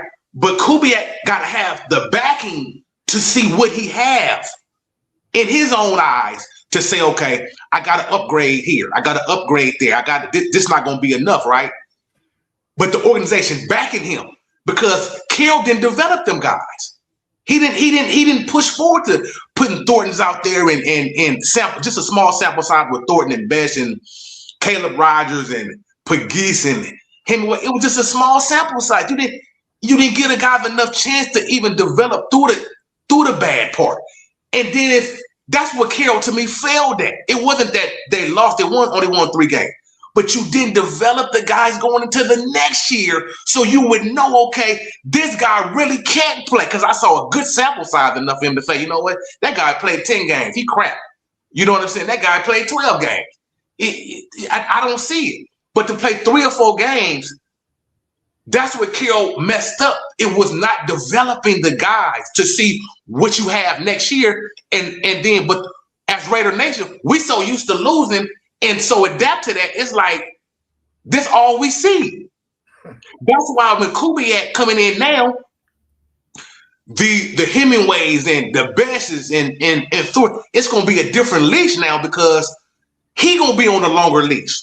And so when he see these guys really can't play through the preseason practices and all that, then they're probably going to be out of here, right? Because he going to see it. But Carroll didn't really develop. He didn't develop. He didn't even use the guys like that. He was trying to still give the veterans a Stone Forsythe instead of playing Charles Grant. You can't do that because you're trying to win now because you're trying to appease everybody. What he saying? What he say? Like, who's the starting lineup? Well, we'll find out in the 9th week. 9th week? It's a little too late for that. So, yeah. You got Alex Kappa out there playing instead of playing Caleb Rogers. And Stone Forsythe is saying, that's the stuff I'm talking about. How do you see the development where they're not even playing? It's the same team from last year, like you said. Same team from last year, but we never saw what they could do because Pete Carroll decided, like you said, I said beginning of last year, Lockett was a free agent. Well, bring Lockett in to play with what's his name? Geno Smith. Bring Lockett in. No, they didn't sign him. I don't know why he didn't sign him. Made the money. I had no idea what happened. Now they're gonna bring him halfway through the year. Now you take away from Besh, Thornton developing. Now you're taking their off the spot. So we don't know what they could have done because when Besh, I think he dropped the ball. I forgot what team he was playing. He dropped the ball, which he don't do too often. Pete Carroll took him out and never got back in the game. They only did a small sample size, right? And in the sample size, we judge off that, right? Because, like, to me, I'm not really high on Thornton. To me, even though he got, he got the speed, he got the height, but he's not polished in his route running, his route tree. He don't separate, his hands ain't great, right? But it's still a small sample size because I've been on him. I went to the practice and I saw some of the same stuff still, right? But it's like now it's a rebuild, and it's like people are acknowledging that, right? And I'm gonna talk about the Mendoza as far as in that, right? It's a rebuild as far as in that. And now you have at least time to at least give a better sample size of can these guys develop or not. Maybe they won't never develop. And it'll be true that these guys really can't. But at least the sample size will be more. So it just won't be a 2 or 3 game, 4 game window. It's like, man, this guy can't really play. Just the leash should be shorter now, obviously. You know what I'm saying? But get a chance of guys to develop. And when you say you rebuilding, that's what you basically saying. You're going to try to develop some of these guys because you're not going to the playoffs.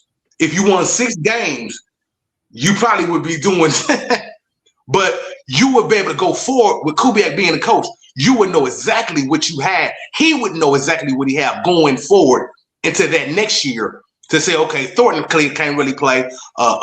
Besh, he really can't play. Hemingway, nah, he ain't really, in their eyes, far as giving them a more of a window instead of letting a lot of the veterans take a lot of that playing time, Diggs, Keenan, out of them type of, let some of these guys see. So next year you can go forward in that. Exactly. That's all I'm saying. Just give them more because you're not going to, and that go back to the Mendoza. And him not playing from day one, it's not going to be the end all. Long as he getting developing, he want to put the onus on the coaches now, right? It ain't like he going to go and say, I'm a backup. That's his job to put the onus on the coaches to say, I'm a starter, right? Put the pressure on the coaches by your play.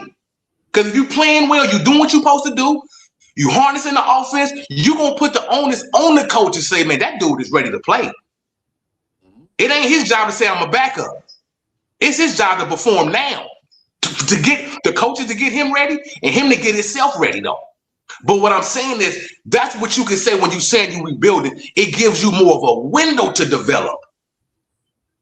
The window become a little bit because the expectation ain't going to be, well, we going to the playoffs. Well, we going here, we going there. But if you saying we going to win 10 games, ain't nobody trying to hear that about development. They don't want to hear that. They want to hear what you doing now. We ain't winning now.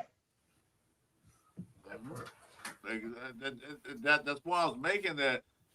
We don't know what we have yet in the locker room. We don't know what. Actually, you know, we'll do this right quick to Mr. Hall.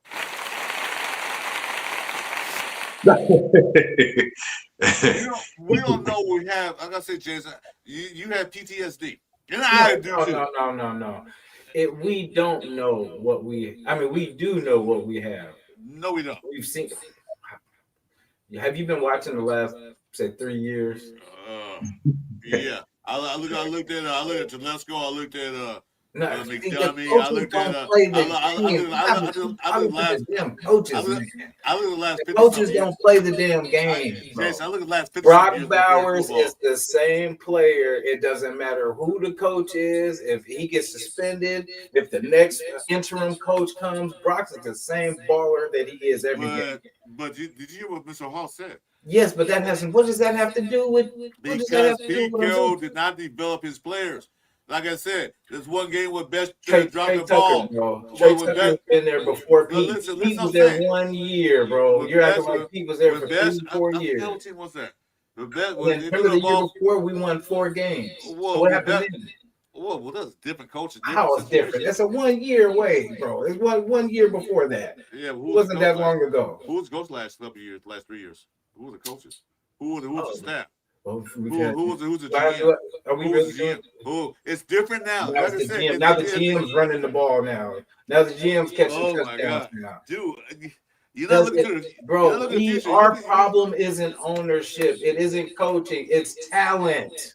We don't have elite talent to compete with other teams. It's all We have about. Maxx Crosby. Wait a We minute. have Wait, Crosby Powers. back and up. we got Back up. everybody Wait, else. Stop. We got everybody Stop. there. It all starts with the coaching staff. What are It you don't talking feel about? like God What dang are you if I talking was about? goddamn coaching, bro. You can have talent you want to. You can have a bunch of talent you want to. Don't mean you're gonna be a good team because you got all the talent in the world. Antonio Pierce did more Wait a minute. less talent as coach than any of these other coaches have done Oh in the my past God. 6 years. We And had talent. Was he a head coach? No. Where's Was that he a talent? famous head coach? Okay, you talking Did he about get 80 to win some games? We have Was he a top-notch coach though? Wait, back up. Who was the Oh, wait, offensive here, back coordinator up. then? Stop, Jason. I'm Stop just for a saying, minute. who was the Stop for a minute. Stop. Who was Stop his for a minute. offensive Stop. coordinator I'm trying to tell you, then? but you won't let me talk. We have Because talent I on our already team. know, bro. Wait. Wait. Well, stop and let me say this. We had talent on our team. Oh, we had Devontae Adams and your boy. And we did pretty good, didn't we? We won more than 3 or 4 games, didn't we? Did we go to playoffs? We were better than we were Did we go to last 2 playoffs? games, were we? Did we go to playoffs? We were better go to than we were playoffs? these last 2 years. Answer the question. Answer the We question. were Did we go to better playoffs? than we Did we were go to the the last playoffs? 2 years. I don't care about being better, but did we go to playoffs? I mean, that's the whole Did we point. go yes or no? To get better, bro. So Did we yes or no? there's Did we go to playoffs? We had talent, but did we go to playoffs? No, But we won more than 3 games, didn't we? doesn't matter. Did we go to playoffs? No, it does matter. It does. What we're talking about with me, at least with me, bro, it's wins and losses. Period. I don't give a goddamn about nothing else, bro. But win, lose. So you mean we got up as far as the wins and losses, we got up to par then. I mean, we only won 3 games at the first pick last year. That part. That's what I'm saying. We ain't in no place. We're not even in the place as far as even talking like, are we good enough in that bracket? And that's what the development, because we're not a good team like that. We only won 3 games. That comes So from the coaching staff. That comes us like we ain't. What do we judge? If we judging it by going to the playoffs and judging by that, then we in the wrong state with that, because we're not even close as far as our player personnel. That's why I say that have to be. That's going to take over time. But because we've been Raider fans and we here now, we look at the longevity of that. We've been losing for so long. But the new coaching staff coming in, they got to go from right now, right? And what they see right now. But we can't say, okay, we didn't get to 10 games, because really right now, it's like, that's why I keep saying it's a rebuild. And when you say that, you're not going to, I'm winning 10 games. I'm going to the playoff. You stem in that, because if you say that, then people are gonna jump on that. But if you say we got to rebuild the organization. We got to develop these guys. We got to get into a space where we are improving. The team is improving. We're going into a direction. The direction is changing in this organization. But you ain't gonna go from those 3 wins to automatically just saying, oh, if we didn't make the playoffs, because you can still improve now. The organization that they have now, Spytech, they're starting out now. They ain't been Raider fans for 4 decades. They starting out now. They on the clock now. Yeah. But Raider fans been on the clock for years. We want it now. But it ain't gonna happen right now. That's why you gotta come out and say, Raider fans, be honest. It's a rebuild, y'all. Y'all going. I know it's been growing pains. I know we've been losing for a long time, but y'all just bear with us. You being honest to the fan base. You being honest to everybody, so they ain't looking at you like, well, why did you say that then? Thank you. If we were supposed to do this, why we ain't doing that? Let's build. Let's improve. Let them get the direction changed. Then we can start talking about the things of that. Let's go through the process.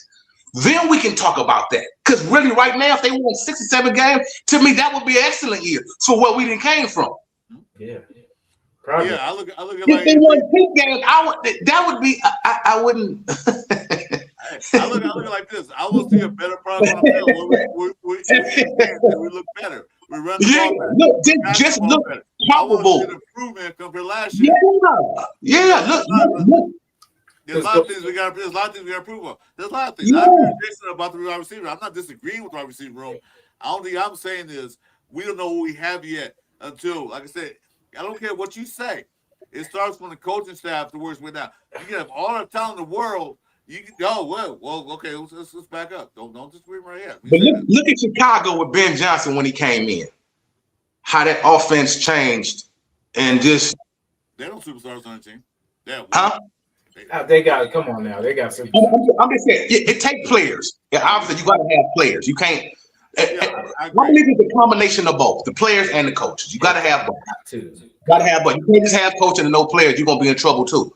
So you got to have a combination of players and the coaching. But the coaching matter and the player personnel matter too. You got to be able to get the most out of the players that you can, and the coaching got to be up to par too. So I believe it's a combination of both players and coaches though. But you can see if you got good coaching, it can elevate really good players or have decent players. They can be elevated. Now, if you just can't play, you can't play. Yeah, that's just all true. You know, so we need better players. Definitely need better players or the development of the players, and we need the coaching to be up to par to just move in that direction. We want to just be moving. We don't want to be in a standstill state right now. We want to be moving to get better. And as long as we doing that right now, we can see some improvement. Like, man, okay, well, we only won 6 games, but I see a lot of improvement with the team though this year. Though it ain't just like last year was like. With anything good outside of getting the number 1 pick? No. Nothing. There was nothing good about what happened last year. Yeah. And that's what I want to see this year.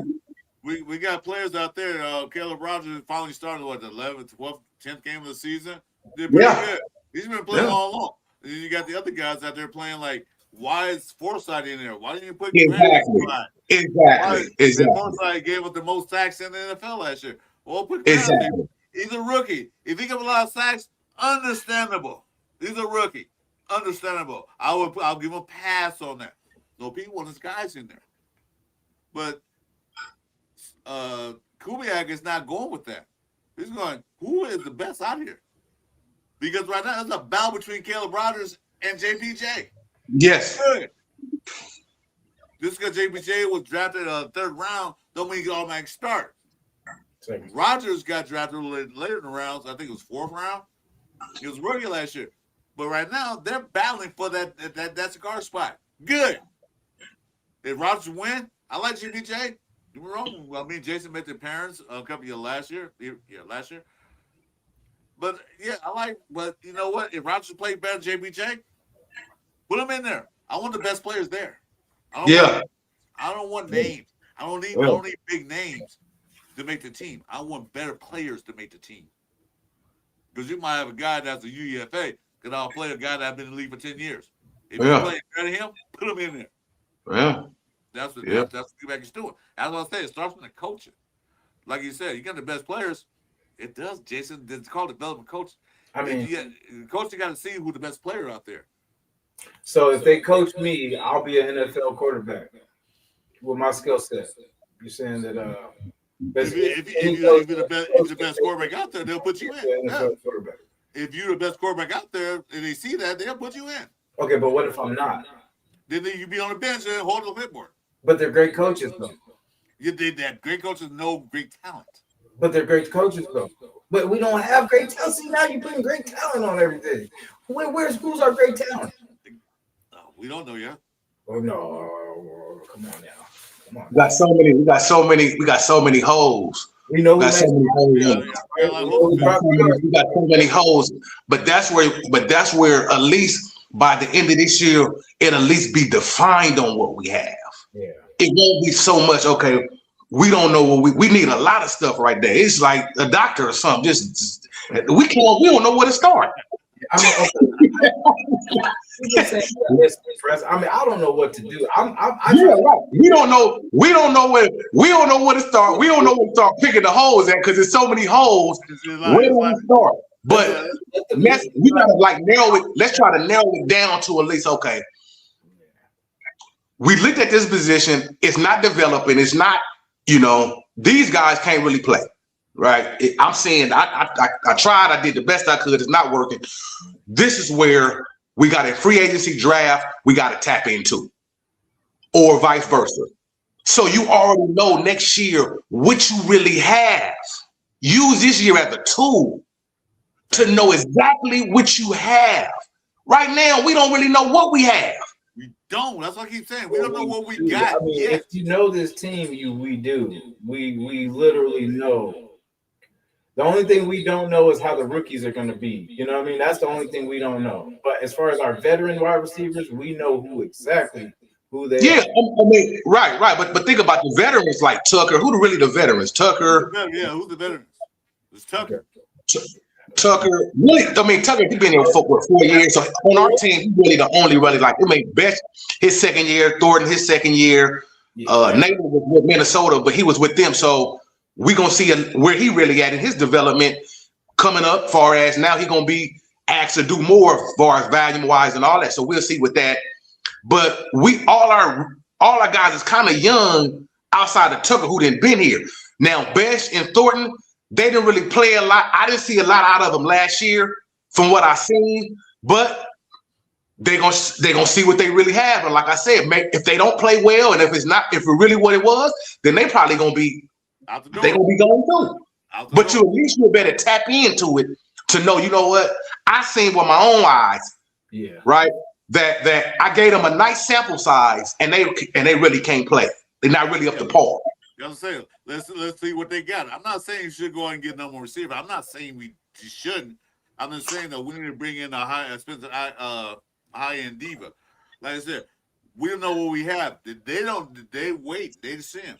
You have the news. You have Malik Benson go out and making plays. A few other receivers making plays. Okay, this is in practice. But like I said, until they play a game against another team, that part. Yeah, then we'll see what we got. Then we'll see if Thornton really the guy should have been picked the second round or third round. We'll see if Best should have been picked in the second round. Then we'll know they're bust or not. Because they didn't really get a good sample size, like you said. Because like I said, that one game, Best shot the ball, Pete didn't play the rest of the game. Yeah. I mean, something Donald said earlier is if you want them to see you, you're gonna make plays. Right. I agree. So I mean, like I said, like you have every opportunity in practice, and if you're making plays, we're gonna hear about practice. We're gonna but that's the thing. That's what it starts for now. But that's what it starts for now. That's all. You just said what's the name of making plays in practice? Yeah, I'm saying. What the hell does that? That's the same thing. Let's see what does that mean against our DBs and our wide receivers? Like, what does that mean? You're making plays against us. Well, that's fine. Well, that means that something wrong. Let's see him in a real game situation. Like I said, we'll find out Thursday at 5 p.m. Pacific time. It's not our first year. We're not Kubiak. It's not our. We don't have to see. We know who's on our team. That's the thing. That's what I'm saying. Like you said, Donald. That's Kubiak's first year. Last year was Pete's first year. You know what I mean? But we're giving him the grace of seeing who's on the team and all this kind of stuff. But with Kubiak, we're like, oh well, he's got to see. No, I mean, we know. Well, I think the difference is with Kubiak and Carroll. With Carroll messed up at when he came in. And like a compressor, he came in already talking about with Seattle, he won 10 games, and we get it up to speed right now. And like putting that as Raider Nation, we already clamoring to win now. And so when you put that pressure on yourself, well, we're gonna win 10 games, we're gonna do this now. You already saying we gonna do that. See, Kubiak didn't come in and say that. No, he came and said we're gonna build, we're gonna develop, and this and that. Because that innovates your time. Saying we got work to do. We got, same shit. Yeah, but Carroll didn't do that. He didn't say that. He came in automatically saying now is right now.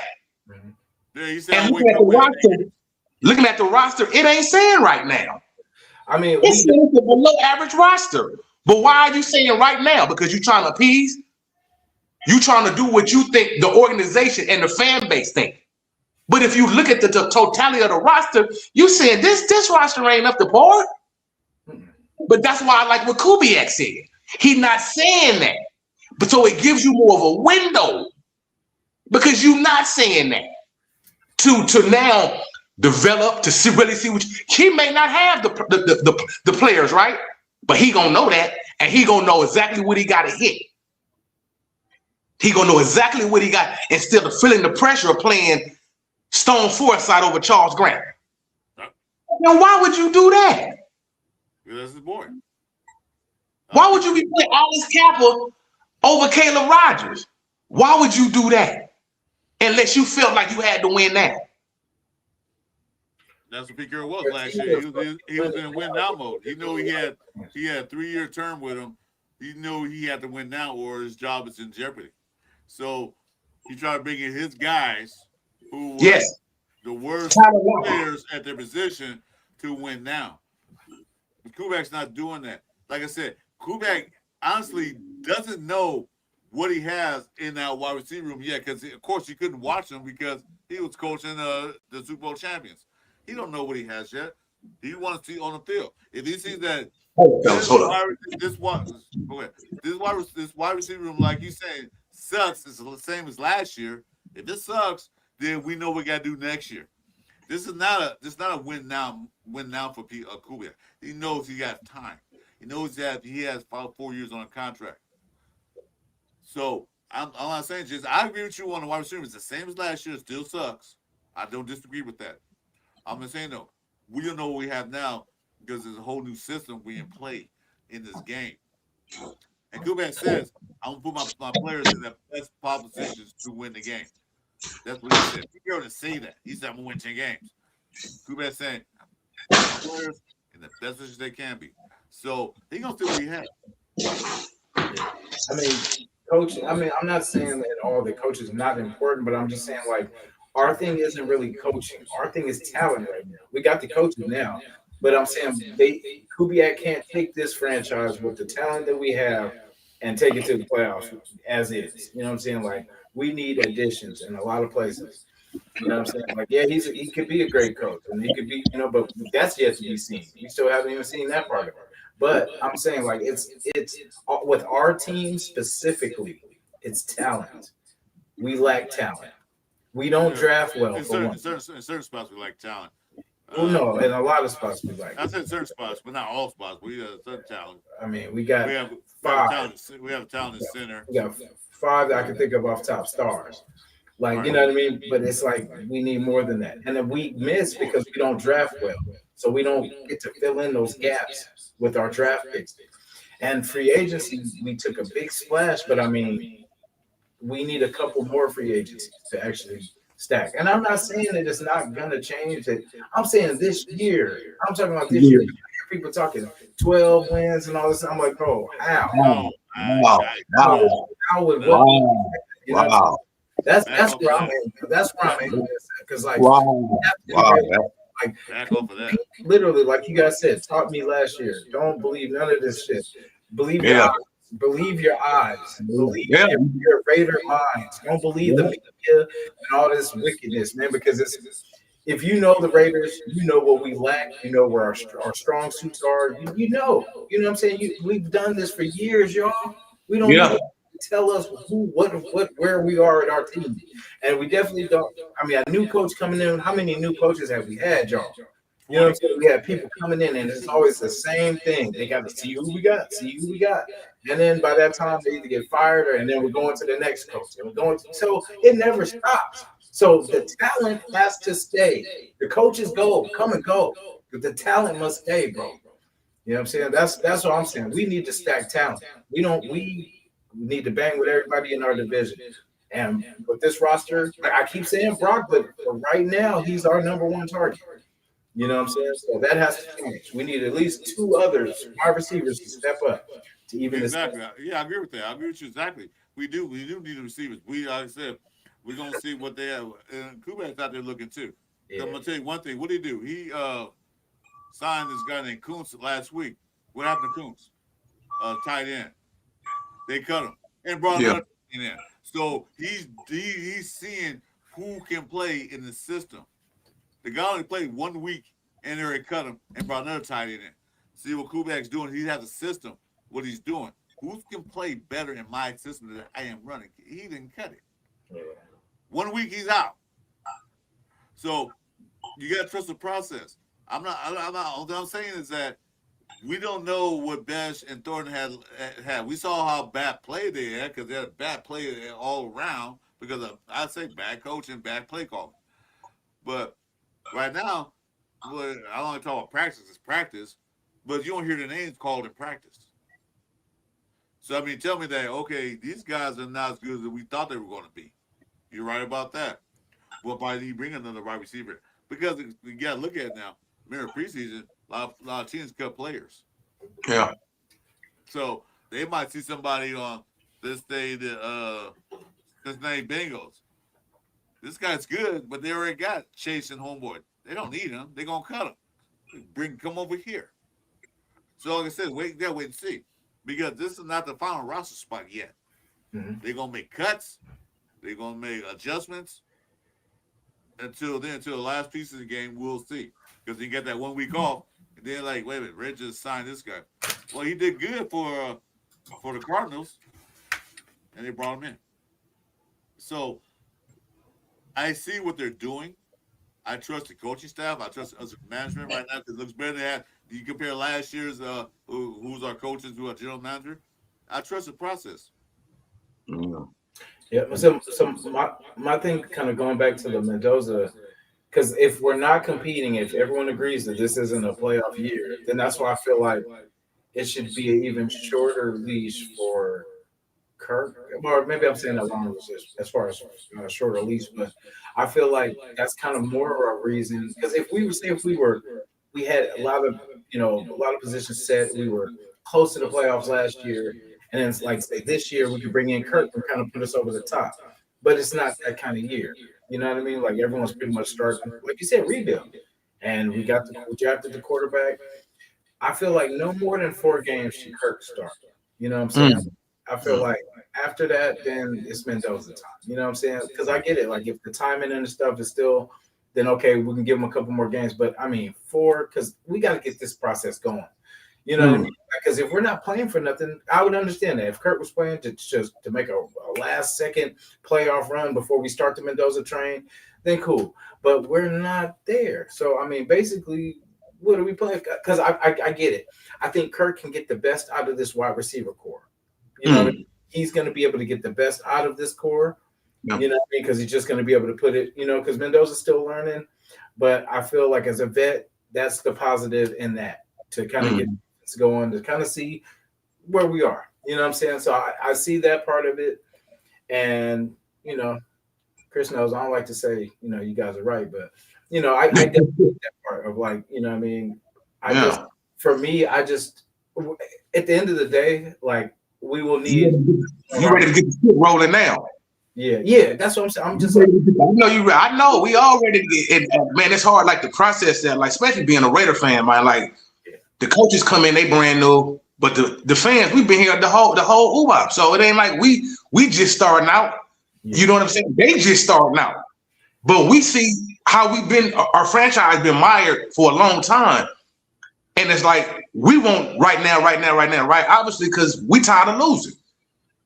But at the same time, it's like, it's almost like we got to hit the reset in a sense now, because it's like looking at it in the wrong way, because it's like, you look at our roster and stuff, it's like, our roster it's not a good roster like that. That roster is not a great roster like that. And no, that's why we only won 3 games, let alone with the player personnel, the coaching. But it's like a time to reset. I heard you, Jason. I heard you say you were right. Yeah, I know you want to say it.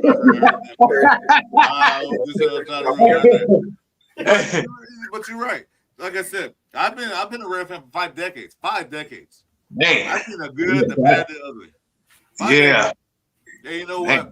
And like, of course, I'm tired of losing, because I remember when DirecTV had that same ticket. That's like $500 for to watch the whole season. I paid $500 to watch the Raiders. You know how many times I watched the Raiders on that year I got the DirecTV? My wife would come in and turn it on. I'll turn it off. I ain't watching this garbage anymore. I know that's right. I've been through the fire. I've been to games at the Coliseum where we won some, we lost some. Man. So we're tired of losing. Damn right we are. Yeah. I'm tired. We all tired of being a laughing stock of the NFL. When we used to be, people used to be scared to come play us. Yeah. And yeah. Like, we got to play Raiders here. Oh, man, we got to play Raiders. Now they're like, oh, we playing Raiders? No, it's a vacation spot. We're going to take our family out there. We're going to win. So we'll take our family and have fun. No, I don't want that. I want people like, yeah, I can't bring my family to these games anymore because we're going to get ass kicked.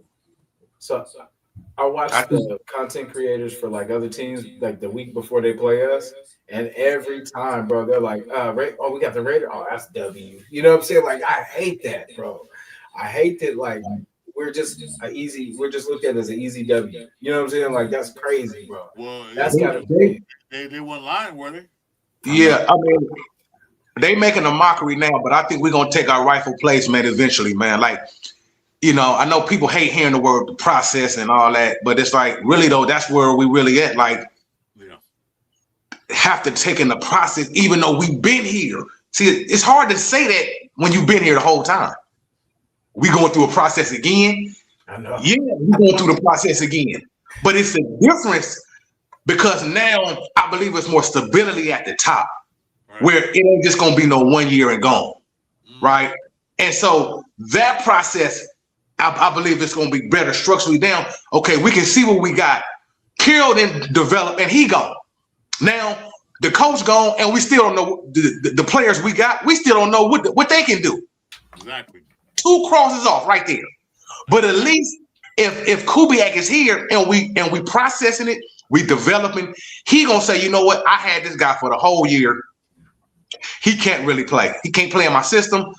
You know, maybe he'll do better elsewhere, this and that. But the process have to start over in the reset, even though it's hard for us to say it, because we've been Raider fans and we ain't been winning. But we really have to go through the process like almost over again, almost like having amnesia in a sense, because if we don't, it's the cycle just gonna continue and continue and continue. Yeah, look what happened when we went to the playoffs that year. Basashi and them. What did Davis said? Oh, we had a playoff team, playoff roster. What you do? Fire him and bring another coach. What the hell are you doing? Won't just run again and see how it works out. And that's the problem with the Raiders of management. You know, I'll bring this guy in. Well, we just went to the playoffs. We lost in the first round, but we got to the playoffs in I don't know how many years. Then you're gonna fire the coach. That's shit. That's stuff I'm sick of. Like, okay, we didn't do good. Let's keep it. With AP, we had a good run at the end as an internship. Had a good run. They let him run the next year. Handcuffed him. Didn't let him get a chance to coach. Handcuffed him. And they do fire him. Bring in Pete Carroll. He brought the team down lower. Fire him. Good. Now we got a new head coach. Let's see what we can do. Like I said, if we go 3-14 next year, this coming season, don't fire him. No. If you're playing better football than last year, because that one Kansas City game, I was so pissed off, I threw a brick at the TV. We got 30 plays. And that Philadelphia game was a joke. Like, what are we doing? Yeah, that's fireable. That's a fireable offense. Yeah. But now let's see what we can do, because we could have won that Charger game, that first one that Geno Smith threw a pick in the first play of the game for the offense. We still win the game. It was bad play calling, bad decisions. Kubiak's first time as a head coach. We got to give him his spot. You know, 5, 6, 7 games. I call that a winning season for us for now. Yeah, for now. Yep. Now. Yeah, for now. For now. All right. Let him see his wide receiver room. Like, this wide receiver suck. Next year in the draft and the free agency, we're gonna get some wide receivers. We're gonna get our number 1 next year. Yeah. But right now, let's see what we have. Yeah. With my offensive play calling, with our running game. Yeah. He almost had 1,000 yards last year with the worst offensive line in the NFL, and it was the worst offensive line in the NFL. It was almost stats the worst offensive line in the NFL. Yeah. They almost got 1,000 yards. Yeah. Let's see now we do better with a better offensive line, better run scheme, Yep. wide zone and stuff. Let's Yep. do it now. Man, I was with I don't know if he's still in here. My boy Raider Ben. Ben was on. I was with Ben the other night, and he said, and I said the same thing. We possibly could have 2 1,000 yards rusher this season, possibly with Washington and Genty. Would that be something? So with that combined, who needs the number one receiver? When we run the ball with Genty getting 12 touchdowns and Washington maybe getting 8, and then you throw him, he's still there. Maybe you get like 4 or 5, and then if Lobby, whoever worry about they're gonna put in there, they get the we don't need no one receiver because we can run the ball down their throats. Then you got your Jason's favorite player of all time, Brock Bowers. He's gonna get his touches always, regardless. Good. So he gets like 7, 8 touchdowns. Because last year we had 3. Yeah, no, I think he had 7. Was it 7? No, he had that many touchdowns. You talking about Brock? Yeah, I think he had 7. Yeah. I'm not too sure. I want to say 7, but it could be wrong. Yeah, but the point is that you got those guys. So would you want wide receiver 1? Probably, but maybe not.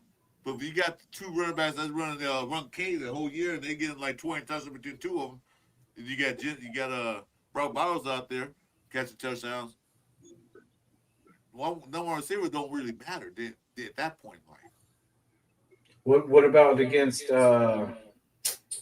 Surtain?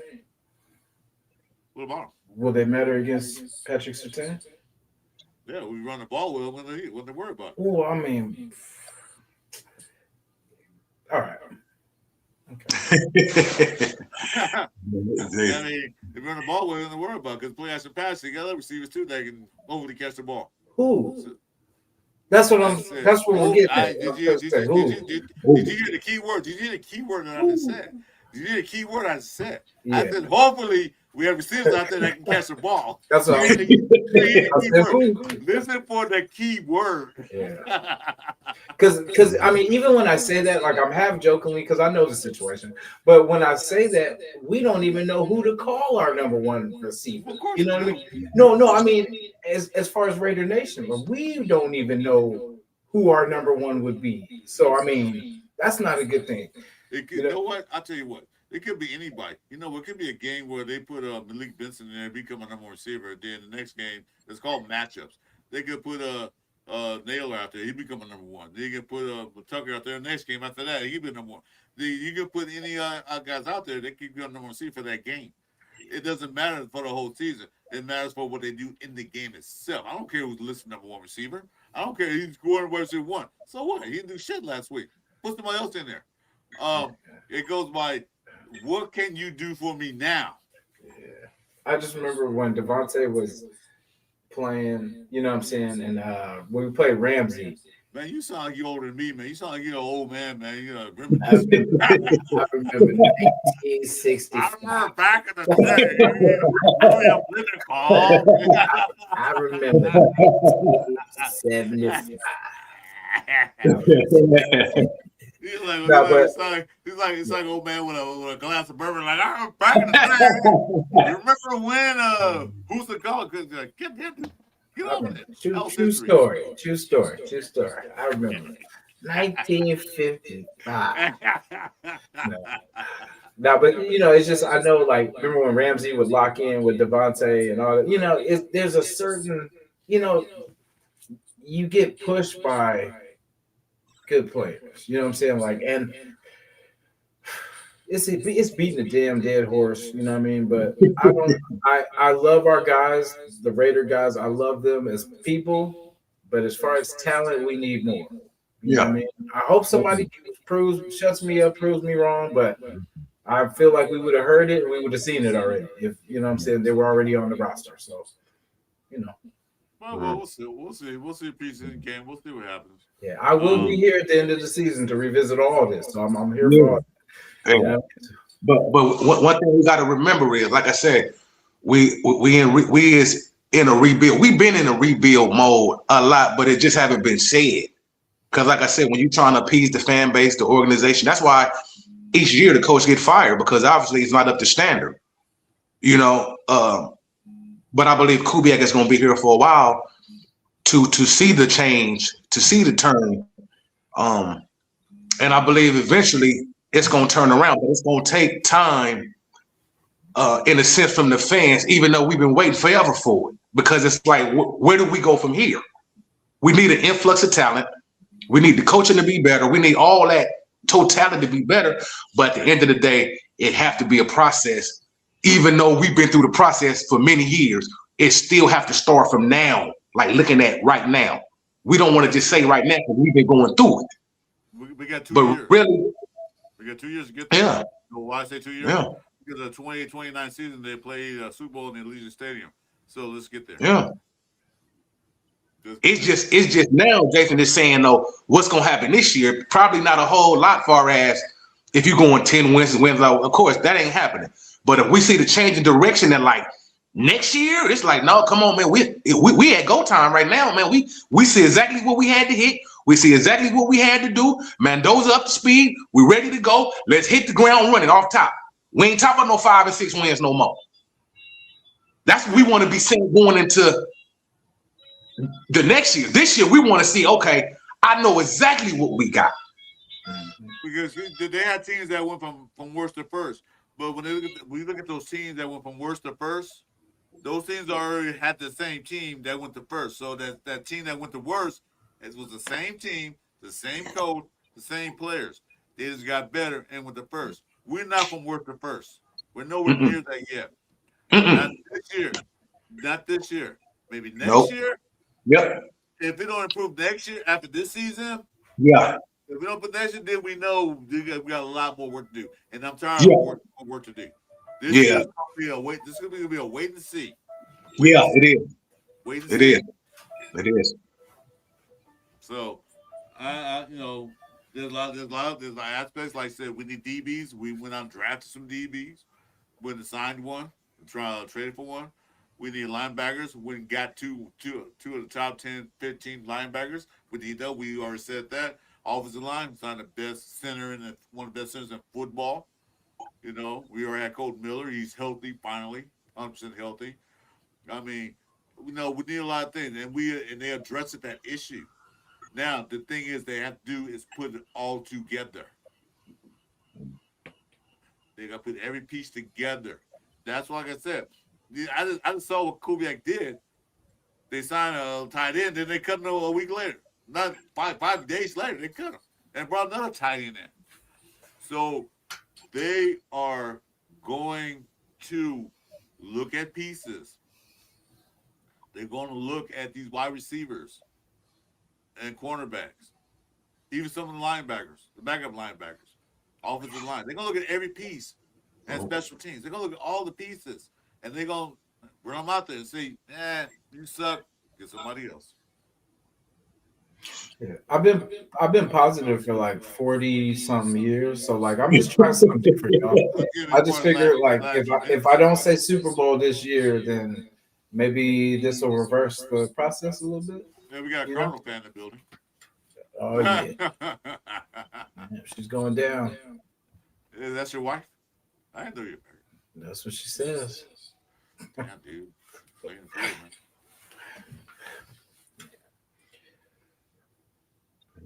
But yeah, like I said, I love the chat, dude. It's going fast, dude. We got a lot of people in the building. Your ass should be in too. Help me read it. So 1.2, you know. Okay, what you saying? Nobody wanted to play for Pete. Did you see how AP led the team and they lost by 5-6 games by one? Yeah, well, AP was a rah-rah guy. Yeah. Pete Carroll was in win mode now. That's why he brought his old players in there. That's why he brought that guy, safety guy. He wants those guys because that's what he's used to winning with.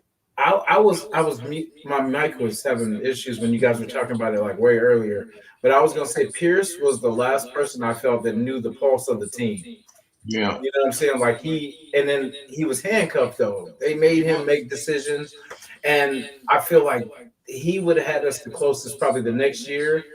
We would have had probably a good run. You know what I mean? Because he did know because it is important to know the pulse. Because like that's why we argue a lot about the move to Vegas from Oakland and all this kind of stuff, just of how basically it hasn't followed that Raider aura yet. You know what I'm saying? Yeah. Like, and And it won't until they go to Vegas and win games. no, but bro, we had it, and we didn't win a lot of games when I was coming up either. But we were still there. You know, It was Mystique. They started there. Yeah, They the Mystique. They didn't win games. They won 2 Super Bowls that was in Oakland, one in LA. They started there, and then they're the team. They were a dominant team then. Yeah. In Oakland. Yeah. They were a team that nobody wanted to come play in the 70s Yeah. and late 80s. Yep. They're a team that nobody wanted to play, especially your team on a cusp of a playoff. They say if we lose this game, we're not playoffs. And guess who we got to play? The Raiders. Damn it, we're in trouble. That's what they had a mystique up there. Yep. And then came to LA. They didn't do that well. The first couple years in LA, they didn't do that well. Believe me, I was there. I was happy they were there, but until they started winning games and get the playoffs and win Super Bowls, one Super Bowl, that's when they came crazy. And then especially like NWA got involved with them, that's when game popular in LA. Yep. Okay. So in Vegas, you don't have that. This is Vegas was never a sports town, it was a sports betting town. Yep. Sports town. You know, they got the first team was the Knights. They won championship. They was the second year we were there. The hockey team Knights. Then the Aces win championships. So the Vegas crowd are promoting them because they won championships. Raiders going to Vegas with a losing season. And another losing season. And another losing season. You know what I'm saying? So they haven't built that fan base there in Vegas yet. When they start winning games, when they start going to playoffs and possibly get the Super Bowl, then you'll see it turn out a little differently. Yeah. Playoff? I know it seems so far. It does, but I mean, it seems so far away, man. And we all hungry. Like I say, the Raiders, I believe, will eventually take their rightful place, man. It's just, it's just like, man, it's exhausting, you know. But I try to look at stuff, man, just for what it is. Like when I watch the games, I just don't like, emotionally wise. I've just watched just to really see where the team, like Jason, like the pulse of the team. Like what am I really seeing with my eyes? Like, am I seeing a good team or I'm seeing the team that really ain't really good? And so I try to really judge it from that, not thinking that they're better than what they are or not, and just watch the game like that. Even though I'm a Raider fan, I'm all in, but I still have to watch it from an honesty place. Where's the team at today? And that's the way I try to watch the game. I'm looking at everything, every player. I want to see you coming off the field. Is it you lagging? You playing? What is it? I want to know the details into the game to know. Okay, that's why I say we've been in this state for a long time. And we had bits and pieces, Card 2016 and 21 Versace. But really, it's been like this for a while. And I look at the team and I say, I'm not surprised. It's not a surprise to me when I just look at the game for what it is and look at the team from up top on down, not stability in the organization on down. It's like, man, y'all don't have that up top, even though the players got to play.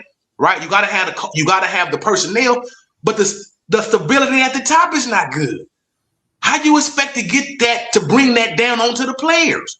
That's why I was good with Kubiak deal with Crosby and them, because it shows that he's in charge. Yes. If Crosby would have did that before under somebody else, he probably would have still practiced yesterday. Yeah. Because Crosby would have the pulse of the team where they're kind of on, I wouldn't say his side, but they would have ran with that because he's the best player. But because now Kubiak is in charge and Spytek and Brady all in alignment, he can come down and say, you're not practicing today. You ain't because y'all not practicing. And have the backing of the ownership to say, they just traded Crosby. And to Baltimore, he ended up coming back. We so glad about that. But it just show you where they was at. There's nobody bigger now. I agree. We started it off. Crosby, you coming back, but you're coming back with us now. You're not like it ain't like before. He's not You're coming into us now, because now you see, we'll sit you down. Yeah. We already traded you, right? And we glad you back. But if you just think it's just, we'll show you though. We'll show you. And We ain't talking. That was the message to any Raider player that's on the team now. That's right. You can trade your best defensive player or best player, period, on the team that's pretty much the face of the Raiders to another team just like that. How do my job stands? And say, well, if you don't perform, you don't act right, you're out here too. And yep. I like that because before they never got away with that. Yep. Easy. Easy. You don't hear this no more where players they got rid of Stone for that reason. He's out there getting drunk and have DUI. So you out here too. You might be a good player last year. Why do you get rid of Stone? Because they didn't like what he was doing off the field as well as on the field. It's like this. They said this was just one play. It's gonna be this one. It's not gonna be like he ran the team with the Iron Fist like what Josh McDummy did. He was like, no, this is this one of the team. We're not gonna do this, but we're all gonna do that. If you can't do that and you're gonna do this, you're out of here. And that's the way the coaches should be. Exactly. Run with Iron Fist. Not like exactly. You know you can't have a cup of water. You can't have water right now because it's not time for it. It's more like, yeah, do your thing, then you have a cup of water. Right. You know what I'm saying? So I like the way that I love that. I love the fireness of the quarterback. Believe me, I get like that. Yep. But I like what they did the next day. Like, whoa, he ain't playing. So we gonna establish law and order. Exactly. That on the team wise, that the coaching have enough cachet to feel like they're gonna be here long enough to do that. Because if Maxx would get mad and say, you know what, just make a ruckus out of not practicing the next day, right? Most people probably would go with that because he's been the best player, right? So he would be allowed more to do more because he's been the best player. But under this new regime, it's just not about that no more. They're coming and trying to clean up a lot of stuff now to get the team in the right place. And you have to do that first by your leadership and letting people know that now it's just not the players in charge, but actually the coaching is and ownership is going to bring it on down and then be in alignment. You got to be in alignment. I mean, respond to Rhonda Bonner, but was pulling them out the 102-degree weather really a punishment? No, it was because Maxx Crosby played in 120-degree weather. Maxx Crosby loves football. He lives and breathes football. See him on the bench, I know hurt Maxx. Yeah.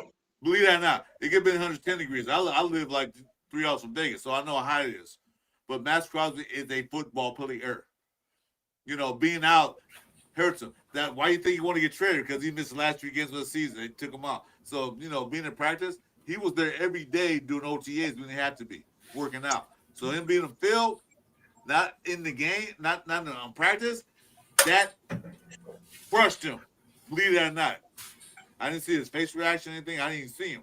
But him not being there, that hurt him, 100 degrees or not. So that was in response to that.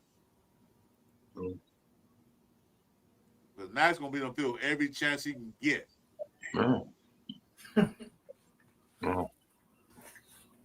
Yeah, so anyway, guys, I'm not cutting the show off. I'm just going to make sure you thanks for everybody who's in the building. We go third in the building right now. Thanks for coming in, watching the Sunday morning Pillaging show. My main man, Mayor Jason, we argue a lot, which is good because we got to get our opinions out. We do all the time. Scrimmages. Yeah, we're practicing. We're in our preseason right now for this couple of season. Anyway, thanks for joining us. That's our man Donald Hall. Make sure you subscribe to Donald Hall. Donald Hall, go ahead one more time. Put your link and stuff out there. Yeah, okay. So I have a YouTube channel, The Donald Hall Show, and I'm on IG, DonaldHall.13, and I'm on TikTok, Donald.Hall076, man. So you can tap in there and follow me there too. There we go. I'm not going to show. I was going to get that out there. Severe, what you got to say, Severe? They still practice. They just went all out team sessions. Well, you know what's good about that is that gave from now a chance to go run to ones, which I think they're going to do anyway, eventually. You know, he's working with the twos, now he working with the ones. That thing, that was his excuse of maybe, well, now he can do the ones. But yeah, I think he's going to run the runs eventually, doing his practice session, doing his off-season section. So it's good for him to get out there with the number one offensive, the ones on the offensive line and the ones on receiving core and running backs. That was good for him. As Jason say, then why is he running with the twos? No, the threes. I'm sorry, forgive me. You said threes. Yeah, I'd rather him with the twos than the threes, because at least that shows that he's moving in the right direction. Well, it was a threes because when they did the OTAs before the pads on, it was the threes, and he with the threes off to another field, practicing his snap count, practicing his cadence, and practicing his footwork. That's what with the threes. You know, just to practice that. So they have a system. Tulare has a system. I like how they said basically yesterday he stepped in there, didn't look nervous, didn't look shook. You know, and every time you hear something about him too, is if he never makes the same mistake. That's what I've been hearing a lot through this off season. And then whatever he does, like if he throws a pick, usually through the rest of practice, there's no more picks. So I mean that's good to hear because we're not hearing multiple. Because I mean, remember when I think it was AOC and Minshew were battling in camp, and then they were both throwing picks. So we kind of had a feeling how that season was going to go there. And we had a bad DB room then. Yeah. And they're getting picks. Yeah. But man, Mendoza, he gonna be okay, man. You know, I just think it's, you know, as far as right now, just him getting everything down and doing this preseason, man, just him putting pressure on Cousins, man. You know, and like I say, putting the onus on the coaching staff, man. Like, you know, I'm not here to be a backup. And performing like that and putting the pressure on the coaches, like I'm ready to play now. And so that's his job to put the pressure on the coaching staff to elevate his game to be like, man, I'm ready to go now. And so I believe at that time he coming in. Where that's at, I don't know. But I believe it's going to be sooner than later because we already kind of know like what Cousins really is, though, you know. But I don't think it's a placeholder. Some good for Kubiak to bounce off. Like I said, he already ran the system, been in the system. Kirk been in 15 years, and he been with Clint, you know, in Minnesota. And so I think it's a combination of both. And I believe once Mendoza is there, whenever that point is, he coming in. Yeah, I hope it is just basically they're trying to play the hard role of they're not going to give it to him. Yeah.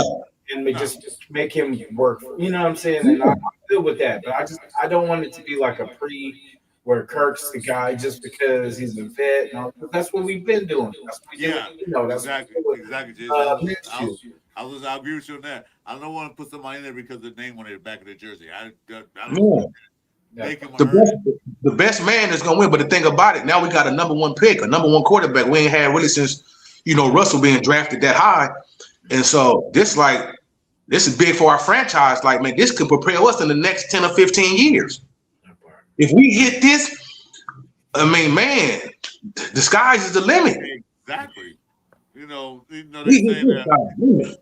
They said we're gonna send both Mendoza off a year. Who said that?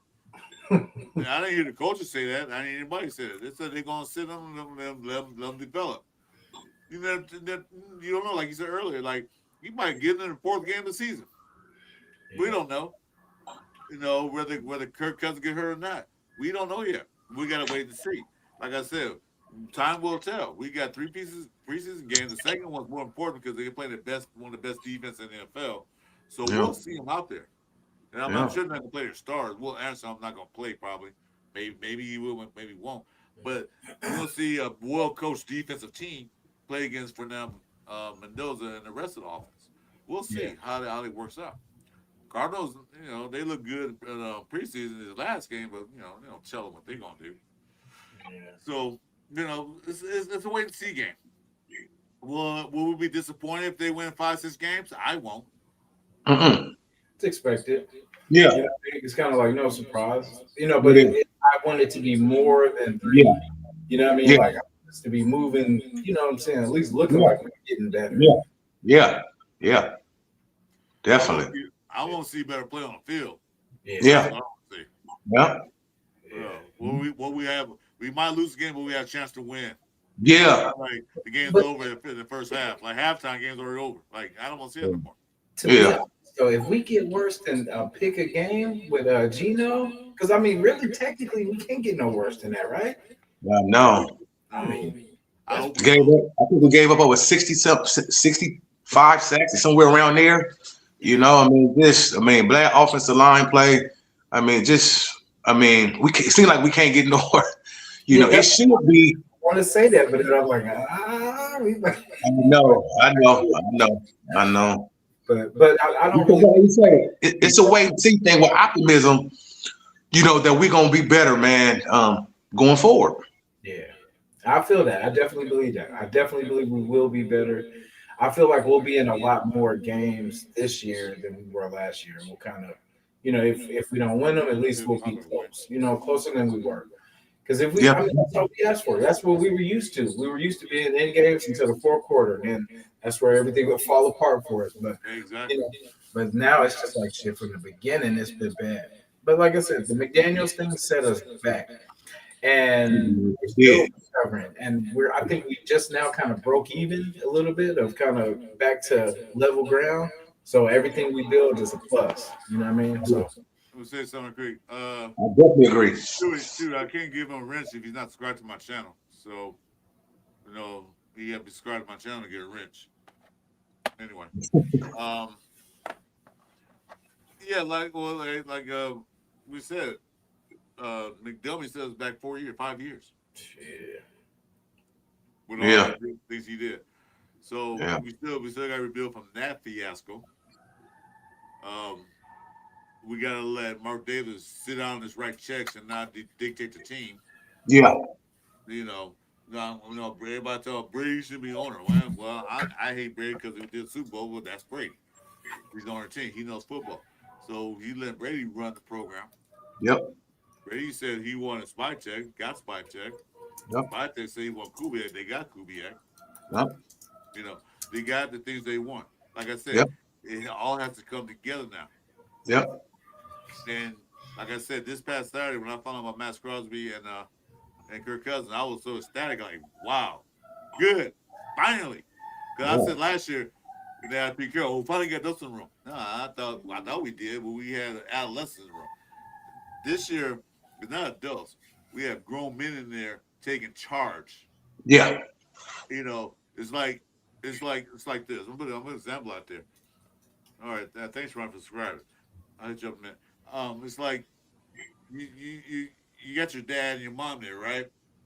They tell you what to do. They discipline. But nothing worse than get disciplined by your grandma and grandpa. Oh man. You know what I'm talking about, right? Yeah. Nothing worse. And that's what I think we got. We got a guy say, you know what? You think you want to do what you want to do around them? But around me, I ain't playing them silly ass games with you, boy. I'll snatch you up real quick. That's what I think. Like, it's that grandpa, grandma room. Like, I'll take care of you. I'll let you do this, but that's it. Enough's enough. Go sit your butt in the corner. You know, then you look back at your mom and dad like, and they look like, I do.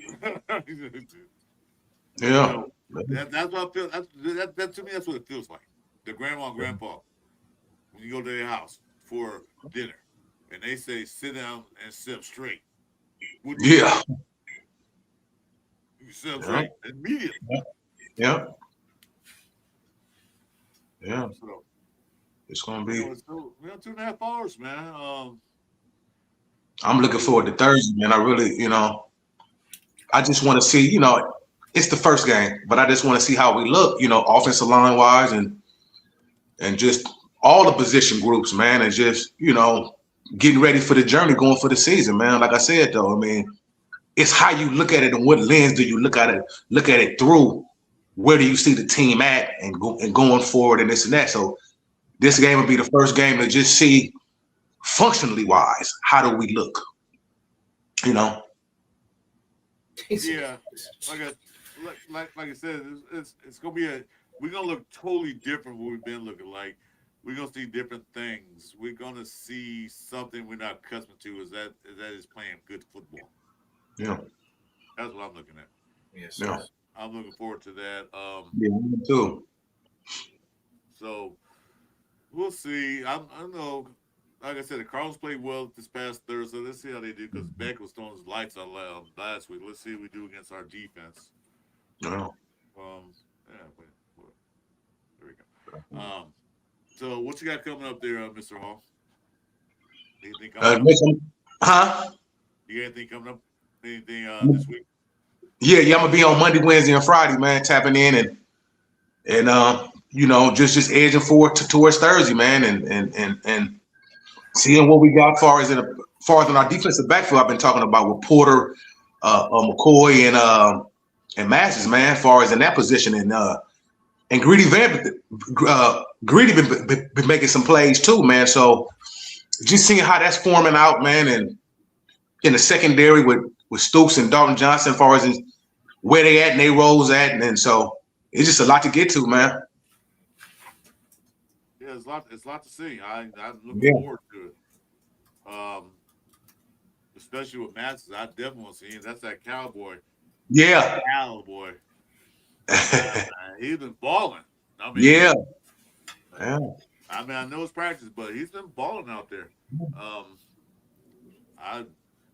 Him and we think about Porter, and we think about Porter. He on his second year, right? And like I said, come under Kirk, you know, like his length and all that, but he didn't really get to play, you know, to an extreme like that. And we got to see where he really at. Is he more? Do he still have time to develop like that, or bringing in Maxx and bringing in McCoy? Have they kind of then took the reign with that though, you know? And so Porter, he's still a young player too, and so you got a lot of these young players on their second year. You know, where they at in the pecking order with the new regime. Caleb Rogers got drafted by Carroll. You know, where is he at in the new regime? And so it's a lot to get to, man. You know, because I'm not ready to give up on Porter as far as on that starting spot. But some people like, you know, let's get McCoy and Maxx out there now. But like I say, Porter only in his second year too. So we got a lot to see, man. Well, Porter only was getting out there last year because Kai Kelly got hurt. Yeah. And he stuck the bed. He got burned so many times. Like, Jesus God, was it toast? Yeah. The Stanford guy. Stanford? Yeah. He couldn't help himself, you know. It's a Pac-10 war. Well, that's from USC, so what we say about that? Yeah. Hey, it's crazy too, because I'm thinking Stokes, Maxx, and Porter, but then I don't know where McCoy's going to tie in. Like if they're going to sprinkle him, you know, like, or if they're going to just put him full out. I think they're being patient with him, which people say, why he's not out there? I say, well, he didn't play football in a year and a half, 2 years almost. Yeah. So they worked in the process. He's been out there with the 2s and 3s, with the 3s mostly, but they're trying to work him back into football shape. Because, like I said, you can do all the late weightlifting and running you want to, but it's football shape you have to be in. Yeah. You know, the contact and everything else. So, he's a 4th-round pick. Yeah. But still, I still say, this year might not be his year. Yeah. But they'll probably, like you said, sprinkle him in here and there. Yeah. But if they can develop him. Yeah. And they can develop Maxx. Yeah. That's our future cornerback room right there. Yeah. Promising. Not just because Stokes there. Stokes a little bit of age, you know, but he's got 3 years, so you know he's gonna be in there. But you know, eventually you gotta phase him out because he's getting up in age. But Stokes, Imagine if both work too. If McCoy and Maxx work, because you know McCoy, I think Maxx was kind of just in case the McCoy thing was going to take a little bit longer, so they kind of double dipped. But imagine if both of those work, you know? Yeah. Bring back that old Hayes. What y'all think of Darren Porter? I like him. I think he's feisty. I think he's one of the best choices that Pete and that regime kind of did bring in. Because I don't think he's a bum. I think he's got to have more time. He's got to get more action. Yeah. Yeah, so I still think he's gonna fight. He's gonna because he's got the size, he's got the got the speed, and I feel like it's not gonna be like the Thornton thing. He's actually I feel like a better player, and I don't know. I feel like he's gonna work. Yeah. He only in his 50th year. Yeah, and he's still competing. Like he hasn't pretty much been knocked out because we haven't heard Richardson's name. You know what I'm saying? But maybe once or twice. But and I think if anybody makes it, it's going to be DP. Yeah. Well, I like the cornerback, the DB room because they have a lot of competition out there. Don't forget that guy who was coming from Arizona, came with Stoops. He's out there. You got a lot of guys that can compete for jobs, which is great. Because usually we, like you said, I want to go back in the past. So usually sign the guy, he's automatic start. Or the automatic start. No, these guys can compete. And last year, PK was all about competition. Was it? It was like competition to me. He's like, put your guys out there. It's competition. This year, like, you not guaranteed a job. Hell, Maxx Crosby not even play all the downs like he usually play, like 90% of the downs. He might not even be all the downs. Yeah. I know the guy they drafted from Auburn, he's hurt. Kieran, he's hurt right now. But Kieran's trying to get up there. That's why he's hurt, because he's trying to play. He's trying to get in the game. I want to be better. He said, I want to be better than Maxx. I like that. Quiddy pays there. So you got guys that we don't have to depend on you no more, Maxx. We want you out there, but we don't have to depend on you only. Yeah. Other guys that step up. Yeah. Well, most definitely. Not to be a hypocrite though, but if we were going to make a playoff run though, a sneaky one, this kind of would be the year though. And I'm gonna just say basically because all the quarterbacks in our division are coming off injuries. You know what I mean? So that's the thing. Like with Mahomes' his knee, with the broken hand or whatever Herbert had, and then the broken ankle that Bo Nix had, kind of evens up the division for us a little. You would think, you know what I'm saying? So I don't know. That's interesting. I would feel like we would possibly have a shot. So we'll see what Kirk can do, man. We'll see. Yeah. I'm excited about the process, man. Like I said, it's hard to say that because I want to win, man. And it's but I'm at the same time I kind of know where we at, and I'm excited about the process, man. Going through the journey because I believe eventually, man, this thing is gonna turn. I don't know where it's gonna turn, but we're gonna look back to this time and we're gonna say, remember when we was talking about this at this particular time, and it turned around and made it wasn't overnight. But remember, that's what makes it so gratifying. When you remember when it happened and you was going through it when it happened, and you like, man, it turned. And I was there for when it turned. It make it so much more gratifying, man. And so that's the way I'm trying to look at it. When it happened, we gonna know, man, we there. And we was all there with it during the time it jumped off. But you gotta look at it like this. We can't get no worse than how we looked last year. Yep. True that. I'm not counting the wins and losses. I'm counting on how we looked on the field. We won 3 games. Yeah, who we beat? What would be the Patriots in the first game of the season? Well, they were a new team too. They just came out with a new coach and everything else. They were a semi-new team, but they had a second-year quarterback. They were a new team, so they got caught by surprise. After that, downhill. I went to the Tennessee game. I did too. You were there? Yeah, I was there. Yeah. I was there, and I watched the game in the fourth quarter, are we gonna win this game? Because they were trying to come back. Yeah. We was gonna lose. Jesus Christ. What is this? We the only team that could be up 21, and we still I ain't celebrating yet. We saw the game I was still nervous. We'll go to the bathroom. Yeah, that's what I'm saying. I'm still. Come back. What happened? We were 20 points. I'm still nervous. Can we win this game? Yeah. The chance you should win. Yeah. We didn't see every type of way to lose. Yeah. We can never be comfortable, even never. They ain't got timeouts, and then we still like, okay, I'm gonna wait till wait till that clock's at 0-0, or you know what I'm saying? Because we done seen every type of, you know what I'm saying? Well, we can only lose if this and happens, and then this and that happens. So Yeah, we found ways to lose. Not ways. Oh yeah, and I feel like I'm being, now I'm more refreshed because I believe we have a quarterback now. And we got a coach. yeah, With them two right there can start off the franchise, man. Actually, not a vet. I mean, Kirk obviously is going to be just a placeholder, right? Mhm. But we got the number one pick, man, and I believe that and Kubiak is going to propel us in the future, man. Because, just going through with Minshew and Geno and all these backup veterans that not just for that year, but this who we looking at to be our long-term guy. Like Mendoza is now, it's going to be the future going into it, man. And I'm glad about that. I think that refreshes me. Like, we're going to have a new quarterback, hopefully for the next 10 or 15 years. And a young coach to go together.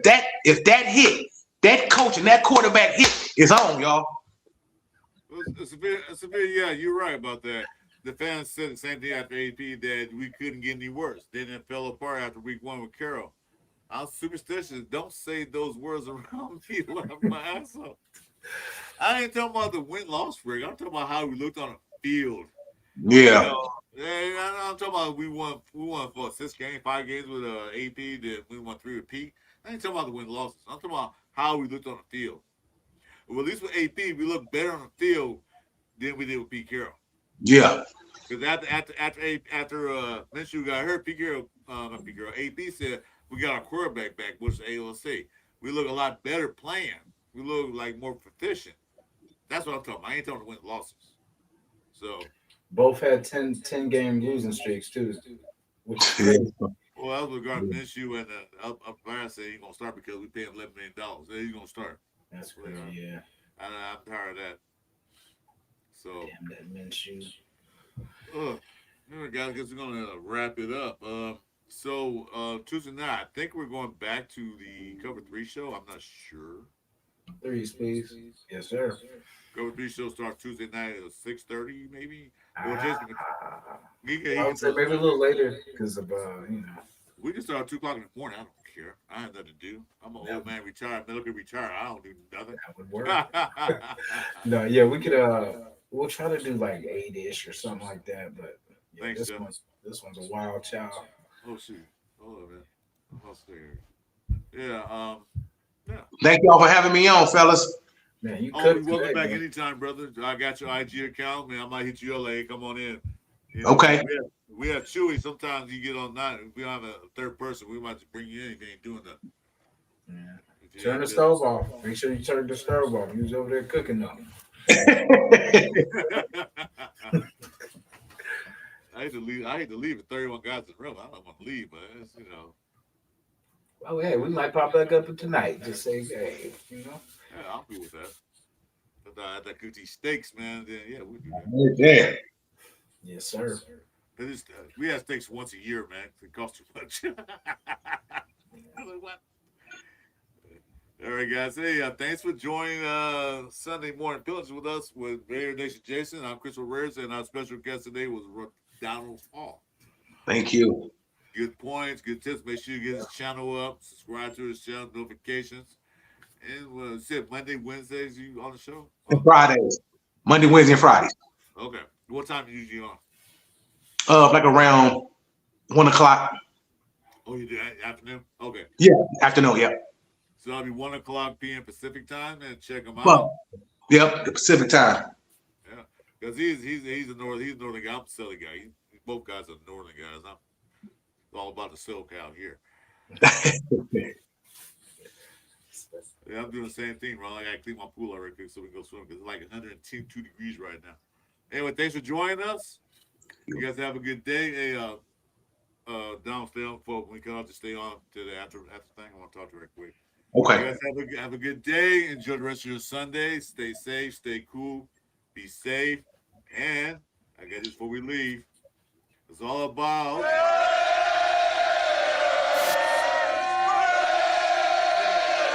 Yeah. Have a good day, guys. Good day. Yes, sir.